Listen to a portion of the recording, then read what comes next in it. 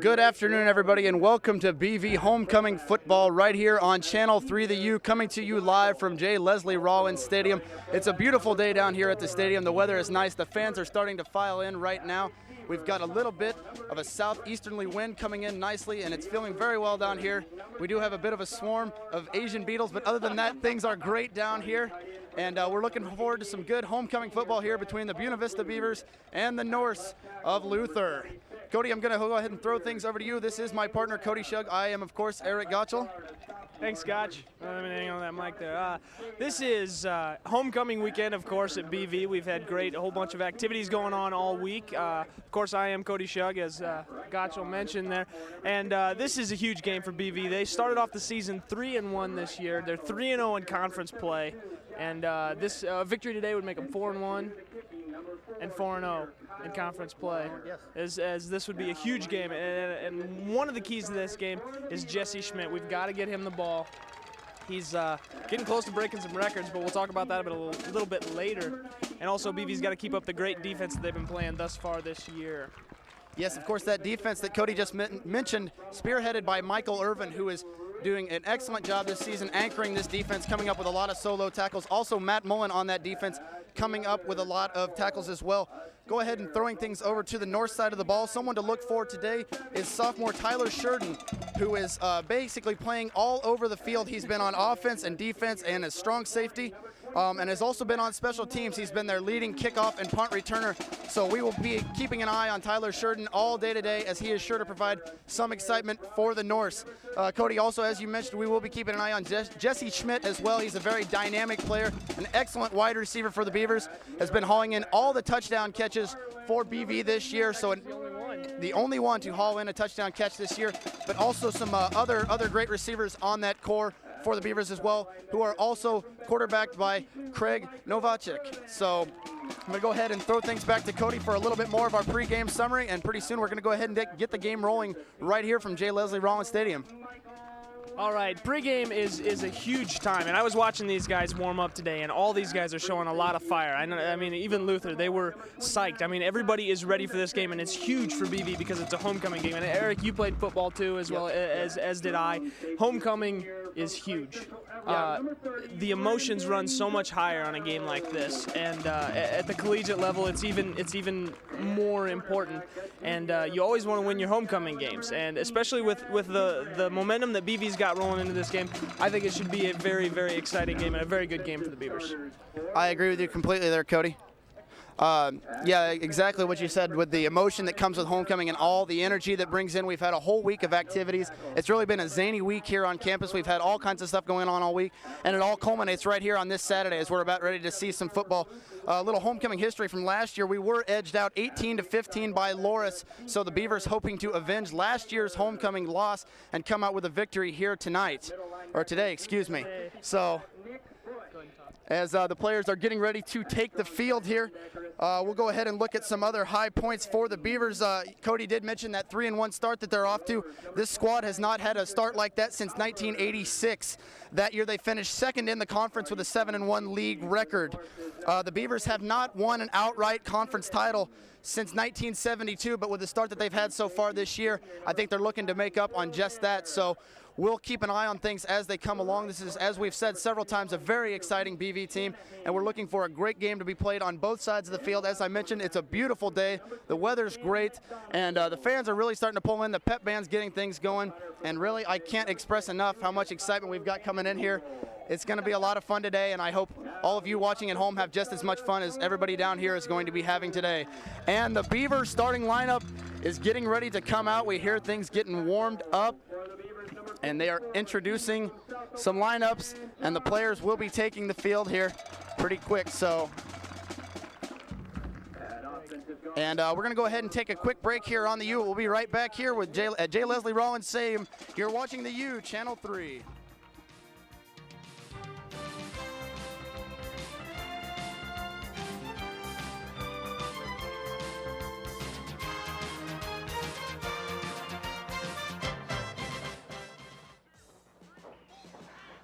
What are you guys up to? We were watching the U. The what? The U. You do know what the U is, right? No, what's the... The U is only the best channel Week Show.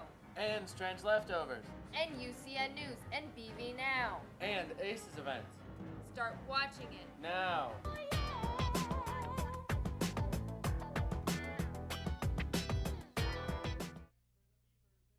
How can I keep her safe when she always seems to be running away from me? It used to be so much easier to find solutions to her problems. Now I don't even understand the questions, let alone have any answers. The Girls and Boys Town National Hotline can help you find those answers.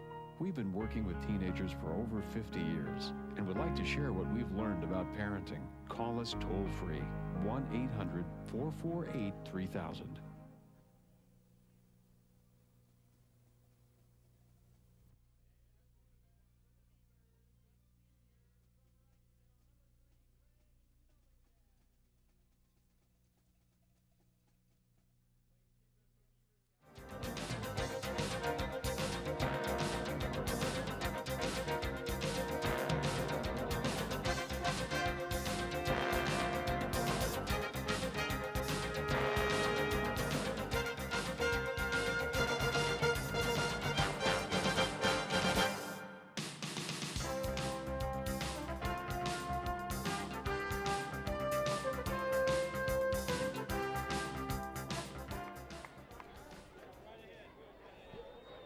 Alrighty, thank you very much, and I'm Tom Weeks reporting here from the field for the rest of the game. And with us right now, we have the pleasure of interviewing Mr. Doug Thompson, who is an Athletic Hall of Fame inductee 2 weeks ago here on this very track at Rollins Stadium. And Doug, as a graduate of 81 and a football player of this team, what do you think the Beavers need to do today to beat the Norse? Well, obviously, Tom, they got to score more points. That's true. But if they just stay within their game plan, they're a pretty solid football team. The defense stays solid and doesn't allow a lot of points to score. Our Beaver offense can put some points on the board. So it should be a good game, but I think if they just do the things they need to do, the Beavers should come out on top. All right, and a very exciting game we got coming up. The players are coming out here. We're about 6 minutes away from kickoff. As you can tell, we have lots of alumni here. We have lots of students. You can hear the roar. They're coming out here right now. Try and get a shot of that in a little bit. But how important is the atmosphere to these football players? Oh, it's really important. When you come out and you hear the crowd going crazy, it's a lot of fun. It's what football's all about, getting that excitement going. You get your blood boiling, and it's just a real exciting time. It's a lot of good memories for me, and as it will be for these kids too.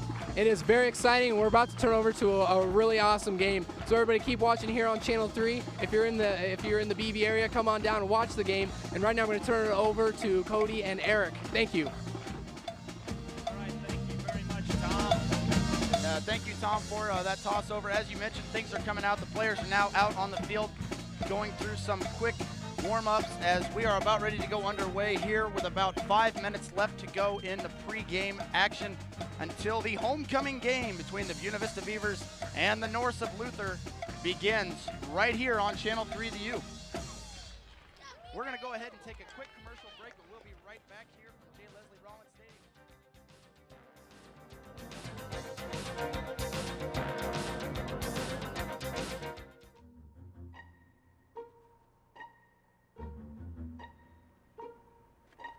Oh, hi, Natalie. Bye, Natalie. Chris, I'm sorry. I really have to hurry.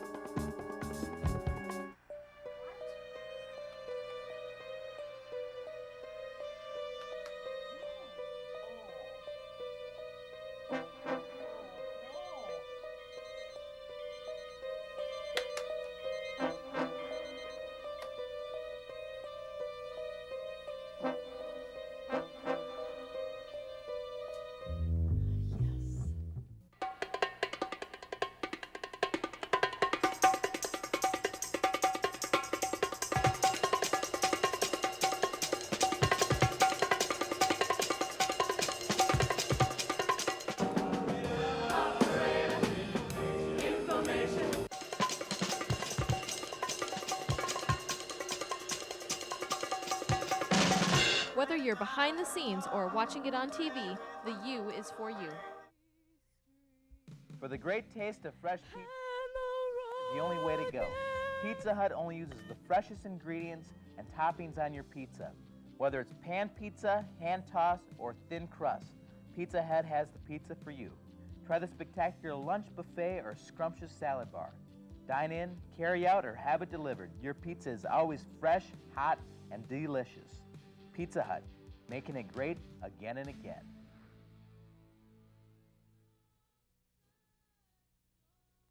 Spangled banner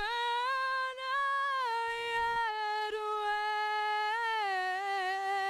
wave o'er the land of the free and the home of the brave.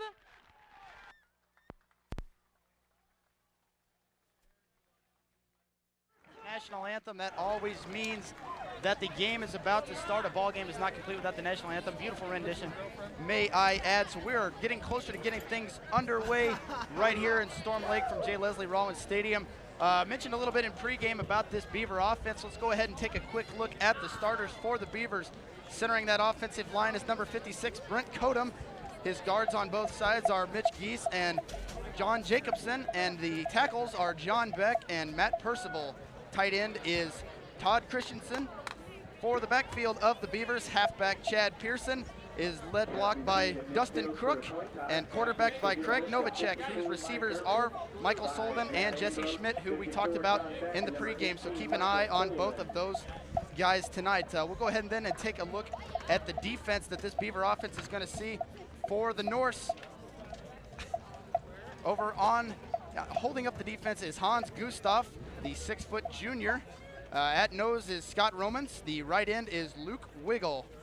Going to the linebacking core for the Norse, John Yeager, Nick Bush, and Matt Higgins wrap up that core with Justin Albers as the rover on that defense. Moving into the secondary, strong safety Tyler Shearden, who we also mentioned in the pregame, is a dynamic player. We'll have to keep an eye on him. He is on all sides of the ball, so he will be all over this field tonight. The free safety for the Norse is Phil Bear, and the cornerbacks are Reese Shanahan and Sam McDonald. That is a look at your starting offense and defense for this game. The coin toss has just taken effect, and we're going to see now which way the ball is going. Beavers come to the sideline ready to go, and we'll see who won the coin flip and which directions we're headed here in just a second.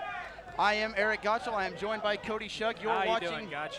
We're watching the U. You're watching the U on Channel 3, Buena Vista University Cable Network. We appreciate everybody who's tuned in to watch this homecoming action today between the Beavers of Buena Vista University and the Norse from Luther. We appreciate everybody that came out to the game today and is putting up with these Asian Beatles. This is absolutely incredible. They are insane. The warm weather is a blessing for the for sitting in the stands. As we mentioned, it's nice. It's almost shorts weather, but the Beatles have come out from everywhere, and you may see some of the assistants and maybe even some of the players swatting them away, as they have basically swarmed this entire stadium. They've swarmed everywhere here on this Saturday afternoon. It's horrible. We're sitting up here where we don't get a nice cushy booth. That's all right. You know what? That's okay, because we are here for the love of the game. For the love of the game. And as we now see what's going on the field, the Beavers will be receiving. They will be defending the north end zone, heading left to right on your screen as the Norse of Luther are about ready to kick off, and the fans are on their feet. We've got BV football underway right here at J. Leslie Rollins Stadium, and action is off. And the Beavers take up the return. Nice return on the play, gets up to about the 30-yard line.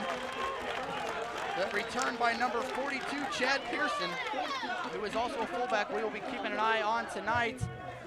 And the Beavers start their first drive of this homecoming game from their own 32-yard line, headed south and ready to get some momentum going in their direction. Tell you what, man, I'm excited to see Jesse Schmidt catch a few passes, catch a few touchdown passes. He is, how many is he away from the record, Gottschall? He needs one more touchdown pass this game to tie the record of 20 touchdowns in a career. So Schmidt already done a lot with his career. And already we see Novacek back to pass. The pass is a little bit too far, just out of the reach of Michael Sullivan, the other wide receiver on that receiving core. And that will bring up 2nd down and 10, still from the 32-yard line. You know, sometimes it's difficult to throw that out route, Eric. You don't want to. You can't. You got to throw it where the defender has no chance of getting it. Sometimes that means you overthrow your wide receiver. That's absolutely right, Cody. Novacek brings his line up to scrimmage, checks out the defense, and the snap. Hand off to Pearson. He's still moving. Guy's got quick feet. That's the way you want to run. You want to keep your feet driving, keep your feet moving. Pearson taking those quick choppy steps, as you mentioned, picked up about 3 yards on the carry, so the Beavers are facing a 3rd and 7 now from their own 35-yard line. Yeah, it looked like I might be running a 3 wide receiver set on this one. I saw him bring in extra guys. I think they did bring in one more receiver to join Schmidt and Sullivan, as you said, and they did. He's number 81, Brian Diedeker, a junior from Hinton, Iowa. So Novacek barks out the commands, drops back in the pocket, looking for his receivers. He's got time. He's going to run the ball. Novacek got some room. Does he get there? He's going to be very, very close to the first down I think marker. he got it. With that little lean forward, we're going to have to see where the ball placement is. I'm calling it right now, guys. So I'm calling it 1st down. I think you're right, Cody. I think the officials did signal that 1st down, and it is. We're going to bring the chains in. Let's throw that to replay here real quick. As you see, pocket breaks down. He just does a great job of running forward. Should have slid there, in all honesty. College You're gonna get quarterbacks hurt. don't slide. We don't slide in college. So Novacek now back up to the line. 1st down for the Beavers. Hands off once again to Pearson. Ooh. Trying to find a little room on that right side. Had a little scuffle on that play between Diedeker and number 2 for the Norse. The Norse are doing a great job of getting some line penetration going on their D-line. They're getting right in there. The reason Pearson couldn't go anywhere on that run is because he ran into his own man. His own man was getting pushed backwards. Sometimes that is the circumstance. Sometimes you just can't find the hole and you can't get your guys out of your way. So as you mentioned, a loss of 1 on the play for Pearson, which brings up 2nd and 11 for the Beavers. Novacek takes the snap, drops back in the pocket, sails it up. He's got his man Schmidt just off his fingertips. I think a little confusion on that route there. Schmidt and Sullivan were way too close together, and I think Schmidt hesitated just a little bit on that. Just I know he could have caught that one. He did. He had a little bit of a stutter step because he and Sullivan nearly ran into each other.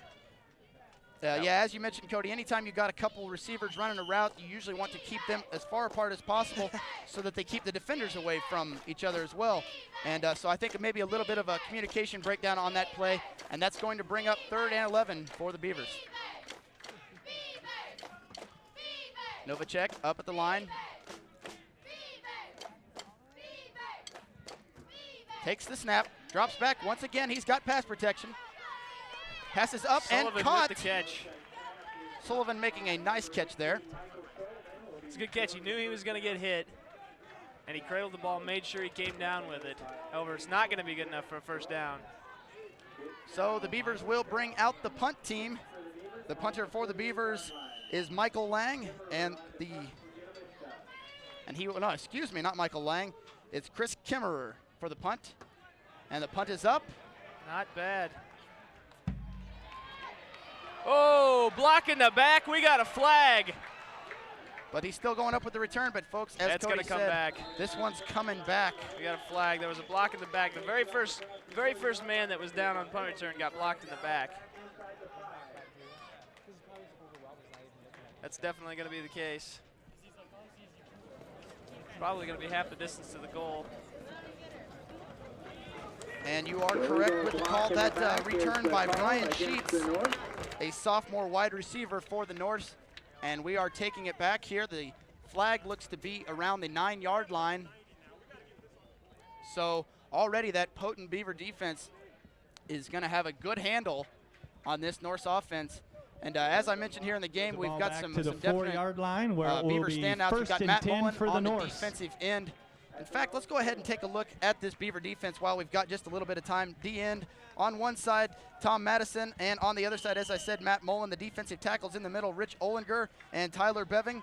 The linebacking core is brought together by strong side linebacker Dustin Jetman, middle linebacker Brian Schwartz, and weak side linebacker Michael Urban, number 52 out there with the cast. As we see the Norse take their first play of the game, and it is stuffed up. Mullen, one of those in on the tackle. The Beavers absolutely just collapsed the Norse's offensive line there. There was no hole to run through. He was just running into bodies, and there was nowhere he was going to be able to go. Number 48, Seth Wiggle on the carry for the Norse. Going ahead and wrapping up the rest of that Beaver defense, we'll move on out to the secondary. Free safety Scott Jameson is joined by strong safety Brandon Goodchild, and they are joined at the corners by Michael Lang and Chad Heinrichs. There is a look at your Beaver defense as the Norse come up to the line. Quarterback Nate Rolland to take the snap for the Norse. It's never a good feeling when your halfback's standing a yard deep in the end zone before the play starts. Once again, he chooses to hand off. This time, I believe it was number 20, Brandon Rost with the carry. They're just looking for some room to breathe right now. When you get pinned this far deep, you usually just want to, as we get ladybugs, I am really getting sick of this. These beetles are just horrible. I had one almost fly up my nose there.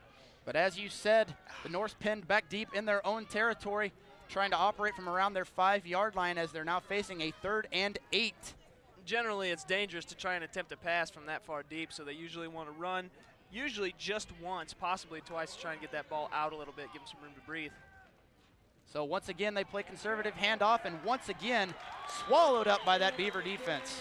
It was almost like they gave up. They said, we're not even going to try and pass here. We're just going to run it 3 times and punt. Gang tackle by the entire middle of that Beaver defense.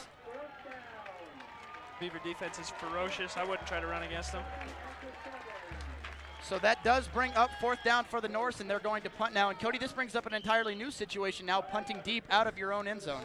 You notice the punter is about 2 yards from the back of the end zone. Now, if he were to muff this snap, the thing he would do is just kick it backwards, and they'd take the safety instead of letting the Beavers get a chance at scoring a touchdown. This is a very interesting punt formation.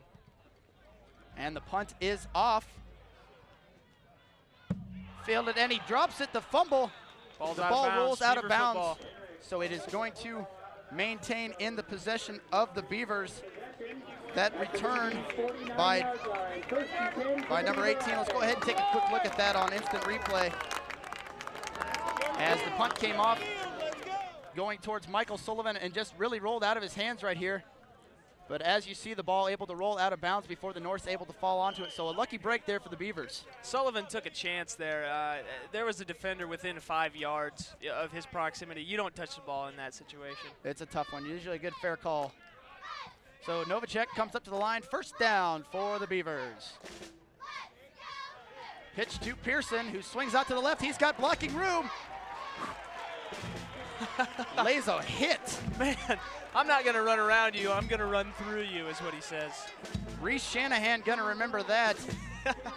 Both those guys went in opposite directions after that hit. Little physics lesson there in inertia and low center of gravity.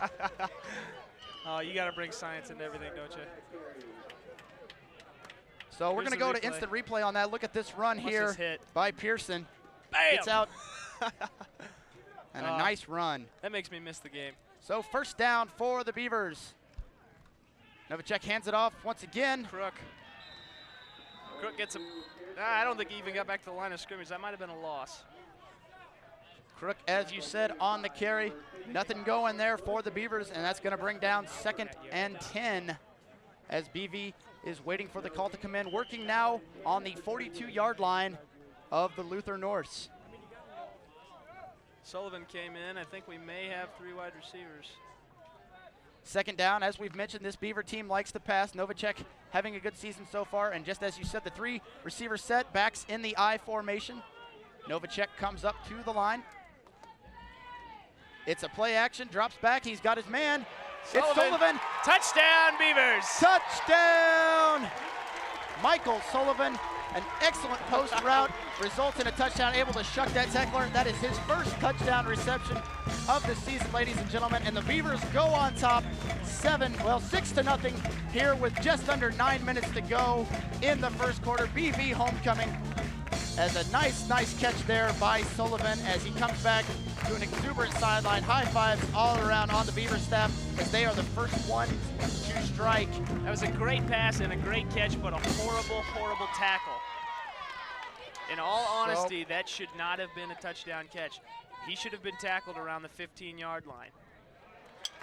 And Hutton tacks on the extra point. Let's go ahead and take one more look at that catch by Michael Sullivan.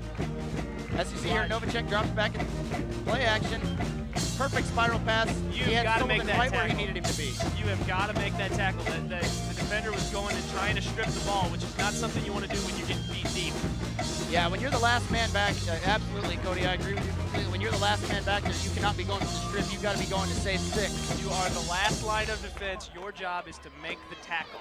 That is your job. You do not try and strip that ball, especially when you are getting beat deep, especially. So as the Beavers line up to kick off, once again, it is now 7-0 in favor of your hometown Buena Vista Beavers. On top of the Norse here with just under 9 minutes to play in the first quarter at this BV Homecoming 2004.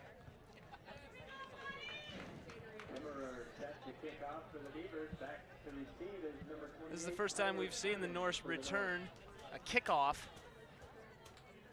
We saw them return a punt before, and that punt returner we talked about, Tyler Sheridan. Punt return, kick return duties. He had quite a nice little run. Had there not been that block in the back penalty, he would have taken it quite a ways. Absolutely. He is a person to watch out for, and he is back deep. So I'm sure BV has spent all week focusing, and here is the kickoff. A high sailing kick coming down at around the 10-yard line in the hands of Sheridan, and he's got blockers up the middle. But he is wrapped up. Good tackle right at the 25-yard line. Excellent fundamentals displayed there by BV. Really, in watching Beaver football in the past, we were kind of lacking in fun. I have seen no fundamental mistakes thus far by this Beaver defensive team. By the offense either, but I mean just by the Beavers. I have not seen any fundamental mistakes. I have seen Luther make a few fundamental mistakes. Their line has completely collapsed a few times. The penalties, the missed tackle on the touchdown. Right now, the Beavers are just playing smart football, and that's what's going to win you ball games. We talked about that Beaver defense. Let's go ahead and take a quick look at the offense for the Norse as they come up on first down. They're quarterbacked by Nate Rowland. He's joined in the backfield by Brant Ross and Seth Wiggle, the fullback. As you see, Rowland back to pass. Long pass, but just a little bit too long for number 10, Kyle Pearson. Speaking of Pearson, we'll go ahead and check out the receiving corps for the North. Kyle Pearson is joined by number 8, Brett Sheets, as well as tight end Brad Paulsrad. For the line of the Norse, they are centered by Jordan Wright. The 2 guards are Aaron Kaiser and Jonathan Stavast, and the tackles are TJ Webb and Josh Mines. There is a look at the offense for the Luther Norse. Back to some Beaver football as it's now 2nd and 10 as Rowland comes up to the line, making an audible at the line, it looks like. Rowland takes the snap, screen pass out to the right in the hands of Sheets. Looks like he got about 7. As you said, Cody picks up about 7 on that pass play, so a nice little screen pass for the North, trying to get something going. They worked that last possession deep in their own territory. So yeah, there weren't too many options for him last time. Running was basically it, because if you take a sack in the end zone, it's a safety, or you could, your quarterback gets hit from the blind side, you fumble in the end zone, it's an automatic touchdown. Thank you. We've got Beatles all over the place up here. We're outside. But folks, this in no way is to discourage you from coming down and joining part of this action. You're watching Beaver football on Channel 3, the Buena Vista University Cable Network. Rowland takes a snap from the shotgun, passes out, and off target. Way off target. We got a flag down, too. Pass intended for number 10, Kyle Pearson. As you said, flag on the play. Cody, what did you think of that pass route? So we are now at the 8-minute, 39-second portion of this ball game. The Beavers still on top, 7-0 after that touchdown pass. Oh, we had an ineligible lineman going downfield. Can't do that on a pass play. So incomplete pass. That will be declined by the Beavers, which brings up 4th down and 4 for the Norse and a likely punting situation. Beavers fumbled the last punt. It's kind of shanked off to the right a little bit, and it was bouncing and rolling when they tried to pick it up, and they just fumbled it. Wasn't really much they could do about it. Luckily, it rolled out of bounds, and they were able to continue that drive and score the touchdown. Let's see if they can play a little bit better this time. Back to receive for the Beavers is Lang and Sullivan. Beautiful punt. Oh, it's off his hands again. Once again, it goes out of bounds. So 2 lucky breaks so far for the Beavers, both on punts. They do maintain control of the ball. There's now a little under 8:30 to go in this first quarter of BV homecoming action. You're watching the U on Channel 3 right here from J. Leslie Rollins Stadium. I am Eric Gottschall. This, of course, is Cody Shug. Remember what I said about the Beavers are playing smart football, except on punt returns. Special teams is a bit lacking. They're playing smart football except on punt returns. That's 2 fumbles that should not have happened. I don't think that was any accident that they punted back towards Sullivan again. I think they feel that they found a weak spot, and they'll probably continue to go at it until he proves them otherwise. On the pitch, he's got a hole. He's running hard. On the carry, number 31. We'll get a name for you here in just a second. That is TJ Miller, the halfback from here in Storm Lake, Iowa, picking up some nice yardage for the Beavers, giving them the first down on an excellent carry from scrimmage on that first down. So the Beavers pick up 1st and 10 now from their own 20-yard line and look to continue to push downfield. Novacek up to the line. Double tight end set, 2 wide receivers, single back. Takes a snap, hands it off. Once again, Miller with the carry, but is stiffed up by that defense of the Norse. Number 55, Nick Bush, in on the tackle. Nothing he could do about that play. You get your feet wrapped up by 2 separate guys, you're not going to be able to move those guys, and then it's really free for anybody to hit you up top, but he did a good job keeping his balance and protecting that football. That's usually a situation where everybody's going to go for the strip, so you've really got to keep a hold of that ball. Absolutely, Cody. So after a minimal gain, that's going to bring up 2nd and just a little under 10 to go here as Novacek once again brings this Beaver team up to the line of scrimmage. Takes the snap, play action pass. He's got time. He's got Schmidt. Oh! Just out of the hands. Can't do much when you're double teamed like that. As you mentioned, though, Cody, double teamed. I'd look for that to happen all game. We've talked several times already about how dynamic of a receiver Jesse Schmidt is. And in fact, we're going to go ahead and take a look at the Schmidt watch. As we mentioned, he is only 1 touchdown away for the school record for touchdown catches in a year. That record is John Peterson, who has the all-time record from the 1960s. So a long-standing record here that Schmidt is looking to break. And Schmidt, not really an old player. He's only a junior. Yeah, so he's a junior, and he's already 1 touchdown away from breaking the career mark. So I'd look for him to set one that's not going to be broken in quite a while. Absolutely. That gives you an idea of what kind of player we're looking at here at Jesse Schmidt. Oh. Novacek led his receiver a little bit too much. Sullivan was the receiver. Michael Sullivan running a nice route. Those outside routes, as you mentioned earlier, always tough to run. You got to juggle between the sideline and the defender, so a tough pass for Tough Novacek. to run, and it's very hard to throw in an out route. I mean, you're always worried. If you put it where the receiver can catch it, a lot of times it's easy for a defensive player to pick that off too, and a lot of times they'll sit there and lick their chops waiting for him. And a booming punt up in the air is fielded by Sheets cleanly, and he is headed upfield now for the Norse. Makes a couple moves, and he's got his legs under him. He's still going to the 40, the 30, and rolled out of bounds finally at around the 29-yard line. Saving the tackle there was the punter, Chris Kemmerer. So saving 6 points there. Nice play, but also a very nice return there by Sheets as he was able to shake a couple of tackles, keep his balance, and pursue on downfield. Hey, if we could get an award for hustle on that play, the punter, Kemmerer, definitely gets it. He punted, he ran down, got juked, and ran back and caught up with him to make the tackle. That was a lot of running on one play for a punter. That was a good play. Absolutely, a lot of work there. So the Norse with their best field position so far today from the 31-yard line of the Beavers. So now the Norse in good field position with a chance to strike and try to get a little bit of points back up here on this board. Rowan pitches off to number 28, and he's still on his feet as well. He just ran 25 yards to gain 2 yards.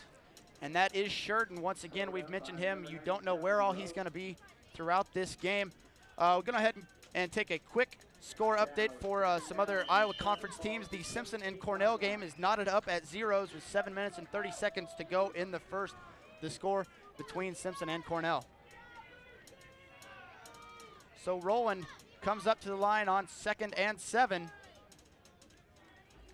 Takes the snap. Nope, keeps it himself. And is stiffed up by that middle linebacker. That was a good fake on that dive. I Nice. thought the ball. Nice tackle on the play by Irvin. You'll see him everywhere. He's an animal. I thought that ball was going to the fullback. That was an excellent fake. He actually put the ball in the fullback's stomach and let him ride. Decided he was reading the defense, whether or not the fullback was going to go anywhere, and then he pulled it and kept it himself. The next step would have been the option, but the Beavers didn't let him get that far. Absolutely, but I think you're right there on what you said. The option, this may be setting up for the option here to come later in this ball game. So Rowland brings up his team to the line here now on 3rd and 5. Takes the snap. Another fake. It's a play action pass. And over the head. I'm not at sure the feet. I'm not sure if he was headed for tight end Mike Burkle or for his wide receiver, number 10, Kyle Pearson. Kind of an ambiguous pass. Yeah, it was. It went right over his tight end's hands and landed right at his wide receiver's feet. So you don't know who exactly he was throwing to on that play. And I'm sure the guys were confused themselves. So it looks like the field goal unit is coming out here for Luther here on 4th down and 5. No, I am incorrect. The field goal team is not coming out. They're going to go for it. So this is a big chance for the Beavers to make a big stop. Looks like they're audibling too. So Rowland takes the snap, drops back to pass. He's pressured. That is a huge stop to the Beaver defense on 4th down. Wrapped up there by Michael Lang, who had excellent coverage on the play. Did exactly what you're supposed to in that situation, Yes, Cody. he did. He stuck right on the wide receiver. He let him make the catch, and then he took him down right there. Let's go ahead and take another look at that. They needed 5 yards, and there's no way they were going to get 5 yards from where that wide receiver was standing. And Lang right all over the ball carrier there. That looked like that might have been intended to be a wide receiver screen. Gone horribly wrong. It's a rule. When you run a pass route, you run a pass route that's past the 1st down. And the Beavers take over on offense. It's 1st and 10 from the 25. Pearson not getting too much. As you said, Pearson gets the carry for about 2. It's going to bring up a 2nd and 8 for the Beavers as we're clicking down here on 5 minutes to go in this first quarter. The score still Buena Vista 7, Luther 0. As we're enjoying this beautiful weather here today down at J. Leslie Rollins Stadium. I tell you, it is gorgeous. This is just a wonderful day for football. Might be a little bit warm for the Beavers in those dark blue jerseys, but otherwise, gorgeous day. So Novacek takes the snap, drops back, passes out. Just a little bit low. Schmidt should have had that one. That ball went right between his arms. It was a good route. It was past the 1st down. He broke the cushion between him and the D-back, and he just should have made the catch. Throw could have been a little better, but it was still a makeable catch, especially for a wide receiver of Jesse Schmidt's caliber. I think Novacek was looking for him to break off that button hook just a little bit quicker. So the pass falls incomplete, brings up a 3rd and 8 for the Beavers as Novacek brings them up to the line. Players are set, takes the snap, back to pass once again. He's got a man in the flats, and it's picked off. Intercepted by cornerback Sam McDonald, the junior out of Williamsburg, Iowa. Turnover BV. The Norse will take over with the ball on the Buena Vista 28-yard line. Let's go ahead and take another look at what happened on that play. Watch the tight end. He's not sure if this ball is supposed to be going to him. Watch, he stops and lets it go right into the defender's hands. That's another problem of having too many wide receivers in one area. They don't know who's supposed to get the ball. Absolutely, Cody. As you mentioned so far, we've seen some confusion so far and some pass routes for both teams, really. And that one culminating in a turnover for the Beavers. So the Norse take over, 1st down from the 28. Back to pass is rolling. He's got a man in the corner. Did he catch it? I think they're saying he caught it. Caught. Ooh. Nice catch by Kyle Pearson. And a brilliant throw as well by Nate Rowland. I'm trying to see. I could not tell whether or not he had both feet in or not. I think you only have to have one in college, actually. Well, the officials gave him the catch, so that's going to bring the 1st down up inside the 5-yard line. Norse now within striking distance. Score still 7-0 in favor of the Beavers. Referees didn't even question whether or not it was a touchdown. They looked or whether or not it was a catch. They looked confident. Hands off to Sheridan. He get in? Looks like he picked up a couple of yards on that. So it is now 2nd and goal from the 4-yard line. Beaver defense really needing to stiffen up here, get a stop, try to hold this Norse team to 3 or less. Goal line situations are difficult either way you look at it. As an offense, you're concentrating all your force in one spot, and it's easy for them to block it because they know where it's coming at. But as a defense, there's only a foot between your opponent and the goal line. We had a helmet go flying. Good grief, it was Mullen. Mullen lost his helmet on that play.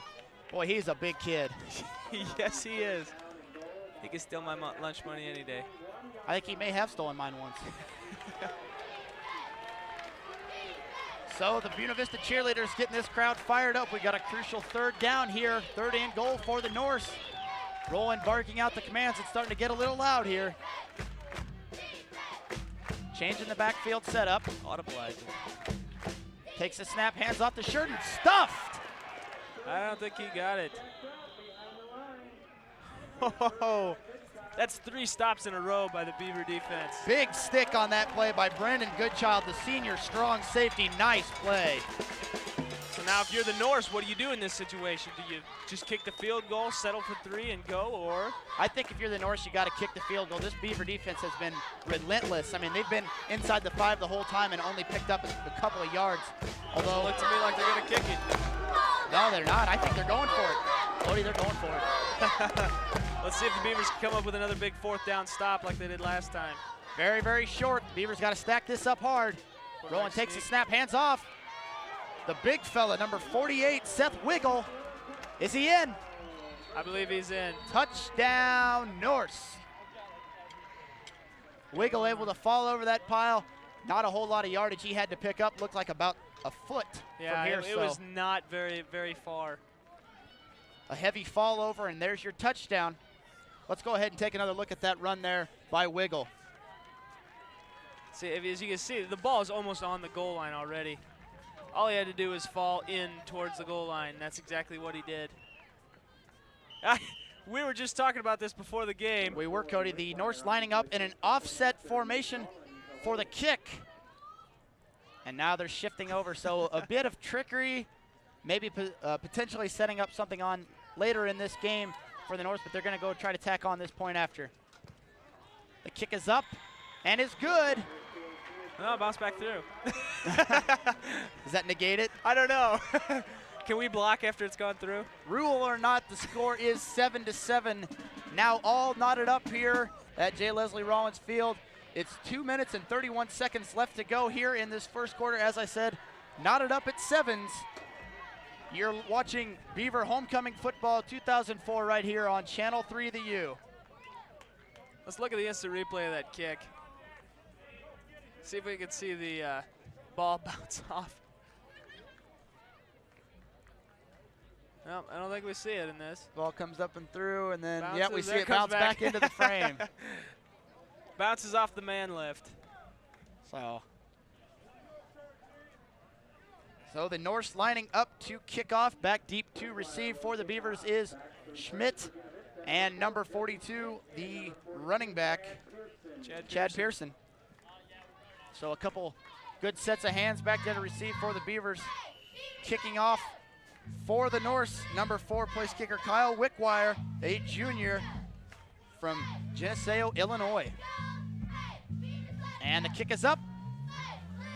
Flying through the air, it's going to be a penalty. Bounce out of bounds. Pearson wisely letting that one roll out. Illegal procedure. Beavers are going to get the ball on about the 40 or 45 yard line, which is great field position. Actually, I think we're going to the 35. 35. It's all right, my mistake. That's okay. It happens. Does. So after the illegal procedure call on the kick, the Beavers will start 1st down and 10 from the 35-yard line. 4 wide receivers set. Beavers overloaded 3 wide receivers on the right side, 1 to the left. That one to the left is Jesse Schmidt. So isolating Schmidt here. But they go with a handoff. It's Pearson on the carry. He's got a hole. Bounces off a couple tacklers. Finally wrestled down near the first down marker. Nice run there by Pearson. That showed great vision right there, Chad Pearson did. He saw the hole that he needed to hit, and then when he saw that his original running path was blocked, he cut it back upfield. That is a great ability to have in a running back. Absolutely, Cody, and that was a good first down run. Almost good for another first down. Brings up 2nd and short from the 45-yard line. So a nice carry there for Pearson on first down for the Beavers. Once again, we see the Beavers line up. 2 wideouts to the left, 1 to the right. Novacek takes the snap, hands off, this time to number 22. Dustin Crook, but we got fullback. a flag. So we'll see what the penalty is and find out which direction this ball's going. Looks like we're going back a little bit as the pile clears. And it's a hold. Hold. So we're going to take it back 5 indication, yards. Holding against Buena Vista. So after the nice first down run by Pearson, we're going back a few. Excuse me, make that 10 yards. So Holding BV is the call. a 10-yard penalty. Fresh setup once again for the first down. Now back to having to get 10 yards. So it's just like that first down run didn't count. So once again, this brings up 2nd down and 10 for the Beavers. 3 wideouts to the left side. Schmidt to the right. It's just a flop of that formation that they just ran on first down. Pearson in the backfield, takes the handoff. Once again, he's got a little bit of a hole. Spins off a tackle, but not able to get away from that linebacking core of the Norse. Well, hey, it worked the first time. Why not run it to the opposite side, see if it'll work again? Absolutely. Number 51, Judson Taylor, there on the stop. So that's going to bring up a 3rd and 7 for the Beavers. We're approaching the 1-minute mark to go here in this first quarter. Score, Beavers 7, Norse 7. Knotted up here in Storm Lake. Not quite as successful that time on the play. The Norse probably recognized the formation, and as soon as the halfback got the ball, they were ready for it. Once again, 4 wide receiver set, 3 to the right side this time. Novacek under center, drops back to pass. He's got his time, he's looking for Schmidt. Unable to get to it. Schmidt looking for a flag on that play, but not going to get one. I don't know what he was looking for. There was no pass interference. That ball was just, I don't know if there was a miscommunication. Schmidt didn't go as hard as the quarterback thought he was going to. Schmidt turned around and looked way early. I don't know if he was expecting the ball or if he wasn't expecting the ball. In any case, a bad play. I think he may have thought he got held up there as he broke that 10-yard plane of contact for the defense. Could very well be. So thinking he had a hold there, but no call, no love from the refs. No love from the men in the striped pajamas. And that's going to bring up a 4th down for the Beavers. Punting situation. Back to punt is Chris Kimmerer, who we saw make that nice tackle on his last punt. And back to receive for the Norse, I'm predicting, will once again be Tyler Sheridan, as the Norse are still in the huddle. Yeah, BV's really got to work harder at special teams thus far today. I mean, the first punt, the Norse would have had about a 30-yard run back had it not been for that block in the back. The Beavers got lucky there. The next one, they ran it all the way up to the 20-yard line. Kemmerer, luckily, the punter, was there to make the tackle from behind. You don't usually see that.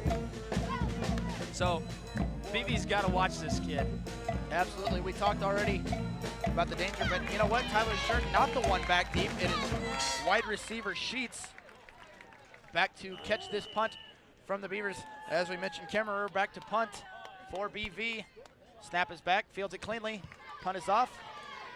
Wobbling to the left side of the field, takes a bounce around the 30, and a nice, generous BV bounce as it rolls out of bounds around the 17-yard line. So a pretty nice punt there. Sheets made a great play. He was not in position to make that catch, and when it bounced, he was not in position to take to catch it off of the bounce. So he didn't try. He let it go. They may have lost yards, but he didn't fumble the ball. That's what BV has got to do. They've got to be smart about this. I agree with there, Cody. Sometimes it's a little bit better to play with your head than with your heart, and you know sometimes you got to go with what you've been taught in practice. Yep. Than what feels right out on the game field. So. And sometimes being out on the game field, adrenaline can get the best of you, and you just react. Your gut instinct is to grab the ball, so you grab the ball. Sometimes that happens. It's understandable. So Rowan brings up the ball for the Norse. Whoa! Stuck. Wow. What a hit. Number 77, David Bredenhoff, a freshman from Emmitsburg, Iowa. Emmitsburg, a That football explains it. powerhouse. That does explain a lot. Number 1 ranked in the state again this year is Emmitsburg. They played my hometown last night. So the freshman makes a nice tackle. Let's go ahead and that was an outstanding play by the freshman from Emmitsburg, a little E-Hawk football power. And we're going to have a timeout here on the field.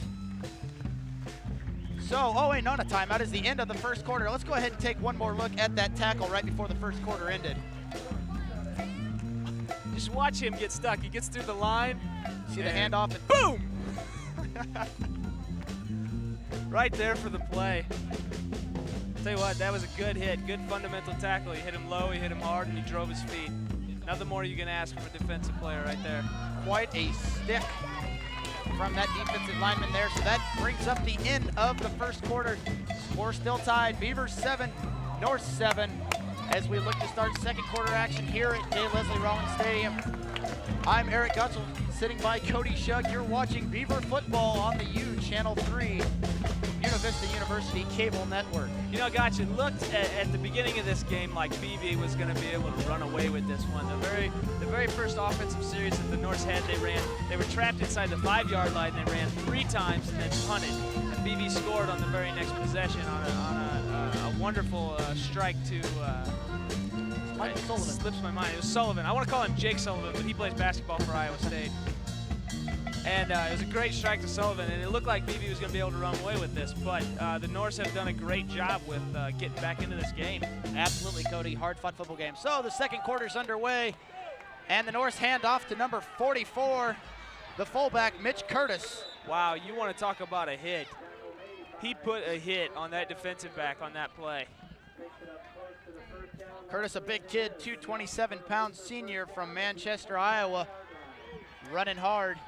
Gets that shoulder down, picks up a nice first down carry for the Norse. Let's go ahead and take another look at that run. Look at the replay, and Henricks is the defensive back on the business end of this play. Number 19, watch him just gets knocked backwards. You can't tackle like that. You cannot arm tackle somebody in college football. You've got to get low, wrap up around the legs. So a first down for the Norse as Roland takes the snap, rolls out to his left, throws. He's got a man. Cut by Kyle Pearson, the sophomore. It's Michael close Lang to another first down. Lang was there for the tackle, and he played that just about as good as he could. I mean, he can't. If you try to make a jump on that pass and then you miss it, I mean, he's going for a touchdown. So you can't always be there for the interception, but he was there for the tackle right after the catch, which is all I can ask of you. Absolutely, Cody. Lang playing nice defense on that coverage, but still another first down for the Norse. So they've already strung together 2 of them at the beginning of this drive here in the second quarter. Still score 7-7. Rowan takes a snap, pitches off to Sheridan. Oh, tripped up back behind the line of scrimmage. Shoestring tackle. Brandon Goodchild there on the pass. Got a quick score update for you. We gave you the score earlier for the Simpson-Cornell game. Simpson now on top by a field goal in the beginning of the second quarter.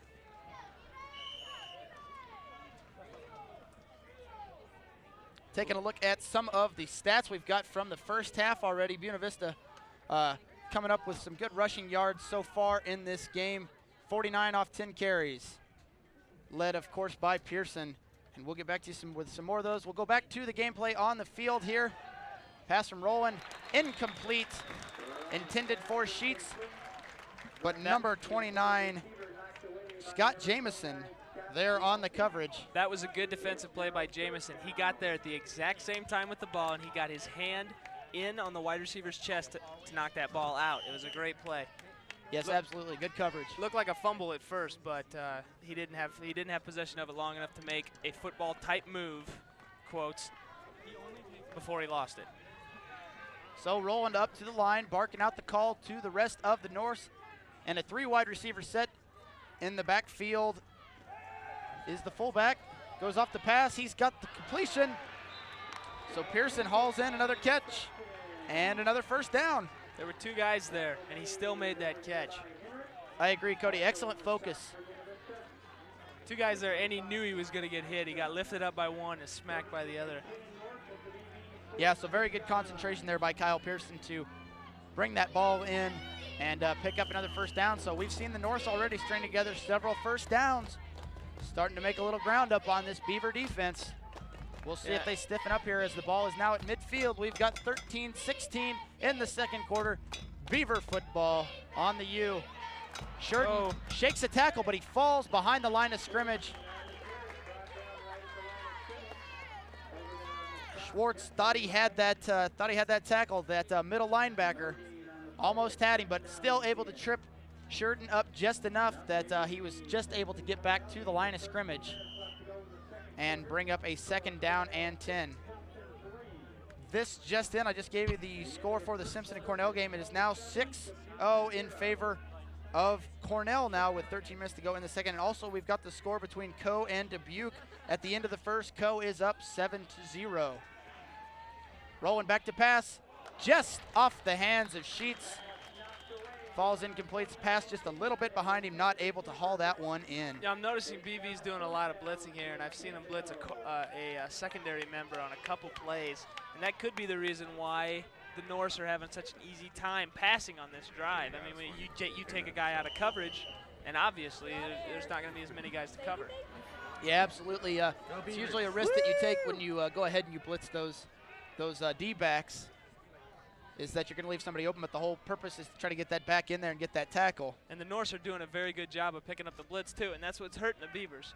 They're sending the extra guys, but the Norse are just picking them up. So 3rd and 10. Rolling back to pass, throws, intercepted. Chad Heinrichs has got the ball, and he's back and tackled. He fumbled it. Ball comes loose at the end. So a crazy turn of events. Who's got the ball? Who are they going to give it to? Norse seem to think they got it. Let's go ahead and look to the replay, see what we got here. As you see, Rowan drops back to pass. Goes up, nice positioning there by Heinrichs. Got right where he needed to be, running it back. And he did fumble. And that is Luther's ball, and they get a new set of downs, too. Basically right back where that play began from, so a little bit of an unusual turn of events. Luther basically lost 3 yards and got a new set of downs on that play. That's what happened. So an interesting scenario for the North, a 2-turnover scenario right there, and they will get it back just about at midfield, 1st and 10, as we come up on 12:20 to go here in the second quarter. The Norse are liking that 4 wide receiver set that they've been running. Once again, Pearson, Bobbled his it. receiver, but he's out of bounds. Good coverage there by Heinrichs, able to get there. Pearson just not enough room to come down to that catch. Did it out of bounds, but what counts is what goes between the stripes. Well, he came down with it, but he did not have possession. He was bobbling that ball as he ran out of bounds. It was a good job of the D-back by hitting him to try and mess with his concentration. Also a good call by the officiating crew on that one. So Rowan still operating out of the shotgun, got 3 wide receivers. The inside draw to the fullback, Mitch Curtis, and we've got flags at the end of the play all over the place. Usually when something like that happens at the end, it tends to be a face mask. We'll see what happens out here.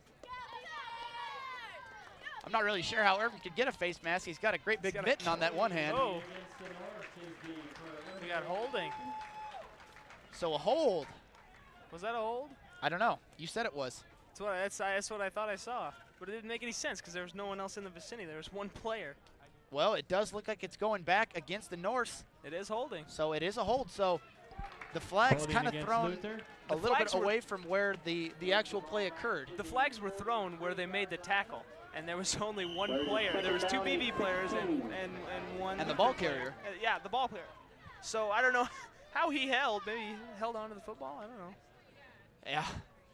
So the penalty takes the Norse back a little ways. They've got a 2nd down and 16 to make up here as we're now under the 12-minute mark. Still knotted up at 7s here in Storm Lake. Which really it's like 5th down right now. 5th down. Because they had that interception that gave him a 1st down without moving. Shurton the ball carrier. He's quick. Shedding tackles. He could go all the way to the 20, the 10, 5, touchdown. Now that was not fundamentally good football on Buena Vista's part. Yeah, you're absolutely right there, breaking down on tackles. But we talked about Sheridan a little bit before the game, and I tell you what, he's a quick kid. He's a heck of an athlete. He is a Division III All-American in the 400-meter dash at last year's outdoor championship, so the kid can flat out run. Yes, he can, and he showed it there after a bunch of missed tackles. He showed it exactly how fast he can run. So Luther got a lot of potential here in this sophomore, Tyler Sheridan, as he breaks free for a long touchdown run, putting this Norse team up on top by 6 as they come to tack on the extra point. And it is good. So after the touchdown run by Sheridan, it's now 14-7. Let's take another look at that run. Sheridan breaks out. There's 1 tackle, 2 tackles, 3 tackles, 4, 5 that should have been made. There's 5 guys that had a chance to tackle him, and none of them did. Yeah, everybody tackling up too high. Way too high, and you cannot tackle with your arms. That's fundamentally poor tackling. You cannot tackle with your arms. You've got to wrap. I mean, you got to put a shoulder into him. You've got to hit him, and you've got to wrap up his legs and drive him. You know, and you can't just reach out, try and grab somebody with your hand. It doesn't work like that, especially a guy this big and this fast. You just can't do it. Unless you've got hands like the Incredible Hulk, it ain't gonna happen. So after the Beavers strike first in the first quarter, it is the Norse who have rattled off 2 consecutive unanswered touchdowns, putting them up by the score of 14-7 as we're at 11:34 to go here in the first half, towards the end of the second quarter. Right here from J. Leslie Rollins Stadium, I'm Eric Gottschall, joined by Cody Shug. You're watching Beaver football on the U Channel 3 on Buena Vista University Cable Network. And if you've got a chance to come down. It is a gorgeous day. And aside from the bugs, it is just about perfect. I still can't figure out what the deal is with these bugs. Well, and the kick is up, short kick. Bounces, still scooped up. Pearson on the return, and not able to pick up a whole lot of yardage after the bobbled field by Pearson. So the Beavers will try to respond here as they start their drive with 11:28 to go in the second quarter from their own 30-yard line. I don't think BV has had a punt return yet that has been not fumbled. I think they've only had 1 kickoff return that hasn't been fumbled so far, so they need to work on their hands. So Novacek brings the Beavers up to the line, 1 back in the backfield, 3 wide receiver set. Takes the snap, the handoff.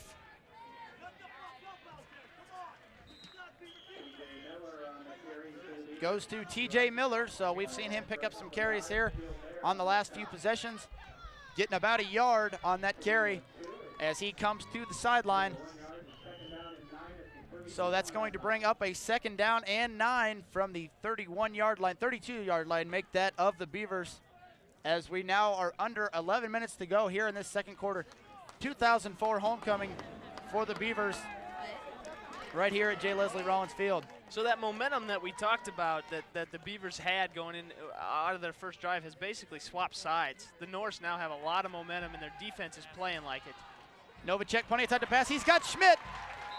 There's a little bit of pass interference on that play. Schmidt made the catch, but the defender hit him way before the ball got there. That should have been a flag. Tacked on an extra 15 yards on the end of that.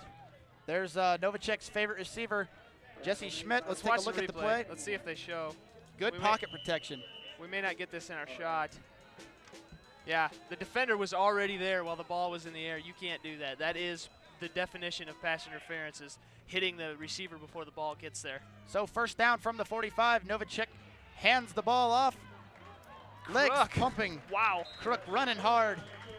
Picks up a nice carry, looks like about 5 yards. Crook is a big gentleman. Very large man. The 218-pound junior from Woodbine, Iowa. So as you said, big kid, good strong back. 218 pounds and his arms are 50 of it. He's got huge arms. So the Beavers face 2nd down and 7, nearing midfield here, as we're now under 10 minutes left to play in the second quarter. Hands off to Miller. He's stuffed up. He's got nothing going, but he's still pumping. Finally wrestled down by a host of Norse defenders. When Miller when he made first contact with the first defender, he stopped. He stopped moving his feet, and then that gave the opportunity. More of them got there. Let's look at the instant replay and let's watch. As soon as he gets to the first wave of defenders, right here, he stops. Yeah, he lost his momentum. He lost all the power that he had, and that was not going to allow him to make up any more yardage. He hesitated on which side of the block he was going to go to. You can't. If you can't decide which way to go to, run him over. You cannot hesitate. Stop moving your feet. And the carry by Miller negates the yardage that Crook made up, brings down 3rd and 10 for the Beavers. Novacek under center, drops back to pass. He's got time. Up in the air. He's got Schmidt. Oh, no. Pass falls incomplete. Oh. Had too long to think about it. Looking up in the air. Here's the ball. Here's the ball. Here's the ball. Here's the ball. And then he drops it.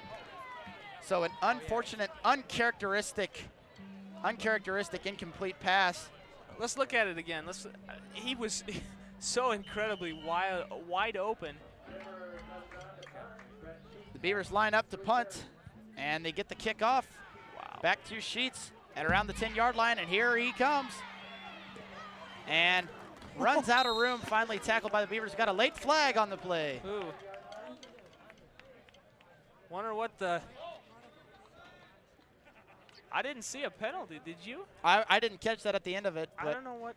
They're getting paid to see it, not Yeah, they are. So we'll see what the call is. It's going to be, is it a block in the back? Illegal hands to the face is what that looked like. I don't know. That could be an illegal block to the back. So we'll wait on the call as they walk off the yardage that they're going to take off that return and see how far back in the hole Luther's going to have to begin this drive. It is legal block in the back. So takes off 5 yards. Luther starts this drive from the 15-yard line here with 8:46 left to go in the second quarter. Score still 14-7 in favor of the Norse at Beaver Homecoming 2004. Hillbilly homecoming. Hillbilly homecoming. Yeah, that is 2 penalties on punt returns for blocking in the back on Luther. They've really got to buckle down and stop. I mean, they could probably have 1 or 2 more touchdowns if those drives that they had. Hand off to Sheridan, brought down by that right side of the Beaver defense. Makes a nice stop on the play, making sure to wrap him up good this time. Now they are put in the same situation that they were on that very first drive. They're pinned deep in their own, deep back towards their own end zone, and they do not have very much freedom of play choice. I mean, they've got to run because you can't afford to get a sack or a fumble this deep. Absolutely, playing it conservative, trying to get out of their own territory. Been able to put together some fairly successful plays, and they've got the always dangerous Sheridan on their side. So back to pass is Roland. Throws a short one over the middle. Falls incomplete. That pass intended for number 89, the tight end, Mike Burkle. BVU doing a very good job on defense that time. I think Burkle was a little hesitant to try to catch that one. It's always dangerous when your quarterback leaves you out to dry there in the middle with the linebackers. Yeah. So hearing footsteps on that one maybe. Catching over the middle is always difficult. I was keeping my eyes on Chad Pearson, the wide receiver, and he got double teamed, and it was a very good double team too, and there was no way he was going to get the ball. Kyle Pearson. Chad's on our side. Chad's on ours. I was looking at the wrong sheet. Man, I wish I could read. So Rowan drops back to pass. He's going to keep it. Quarterback keeper able to bounce off of number 39, Brian Schwartz. And essentially he just gives the Norse a little bit more room to punt. And sometimes when you're a coach, you just got to look for something like that and take what you get and try to set up and build for your next possession, really. And see, in this way, they're not punting out of the back of their own end zone. He's got a little bit of breathing room. So the Beaver defense forces a 3-and-out. This is a very, very interesting punt formation. This is a very unusual punt formation. Because, I mean, and now as the Beavers have to decide, do they want to go in? High spiraling punt, fair catch, waved by Lang, and he fields it cleanly. So a smart play there by Lang. First one, by the way. As BV, what you got to decide what you want to do in that situation. Do you put a guy in every gap and try and block it, and then let all those guys run down and cream your return man? Yeah, I've not seen a punt formation like that before. Yeah, that's a very, very interesting way to do it. So, but it puts the defense in sort of a uncomfortable situation as far as what you're going to do to try and stop that. Going back to what you said about that return, Michael Lang, the one receiving that one instead of Sullivan. So, but a nice fair catch, and the Beavers will start their drive. First down. And we don't wonder why either. Pearson wrapped up after he makes it initially through the hole. Tackle there made by number 38 for the Norse, John Yeager, the senior out of Decorah. So choosing to stick to college in his hometown, playing there for the Norse his senior year. He's been a 3-year letter winner. The 6'2 senior, 227 pounds, also a big kid. 227. I don't think you and I weigh 227 pounds together, Gacho. I know. I don't ever anticipate weighing that much. I could put a 50-pound sack of seed on my shoulder and still not weigh 227. Which is why we're up here and they're down there. So the Beavers come up second and 11. Novacek under center, excuse me.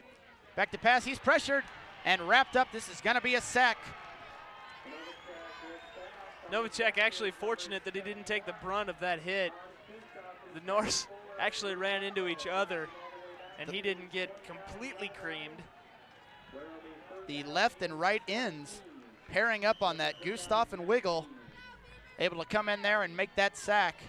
So the Beavers now face a long third down. It's going to be third, and it looks like about 18. Yeah.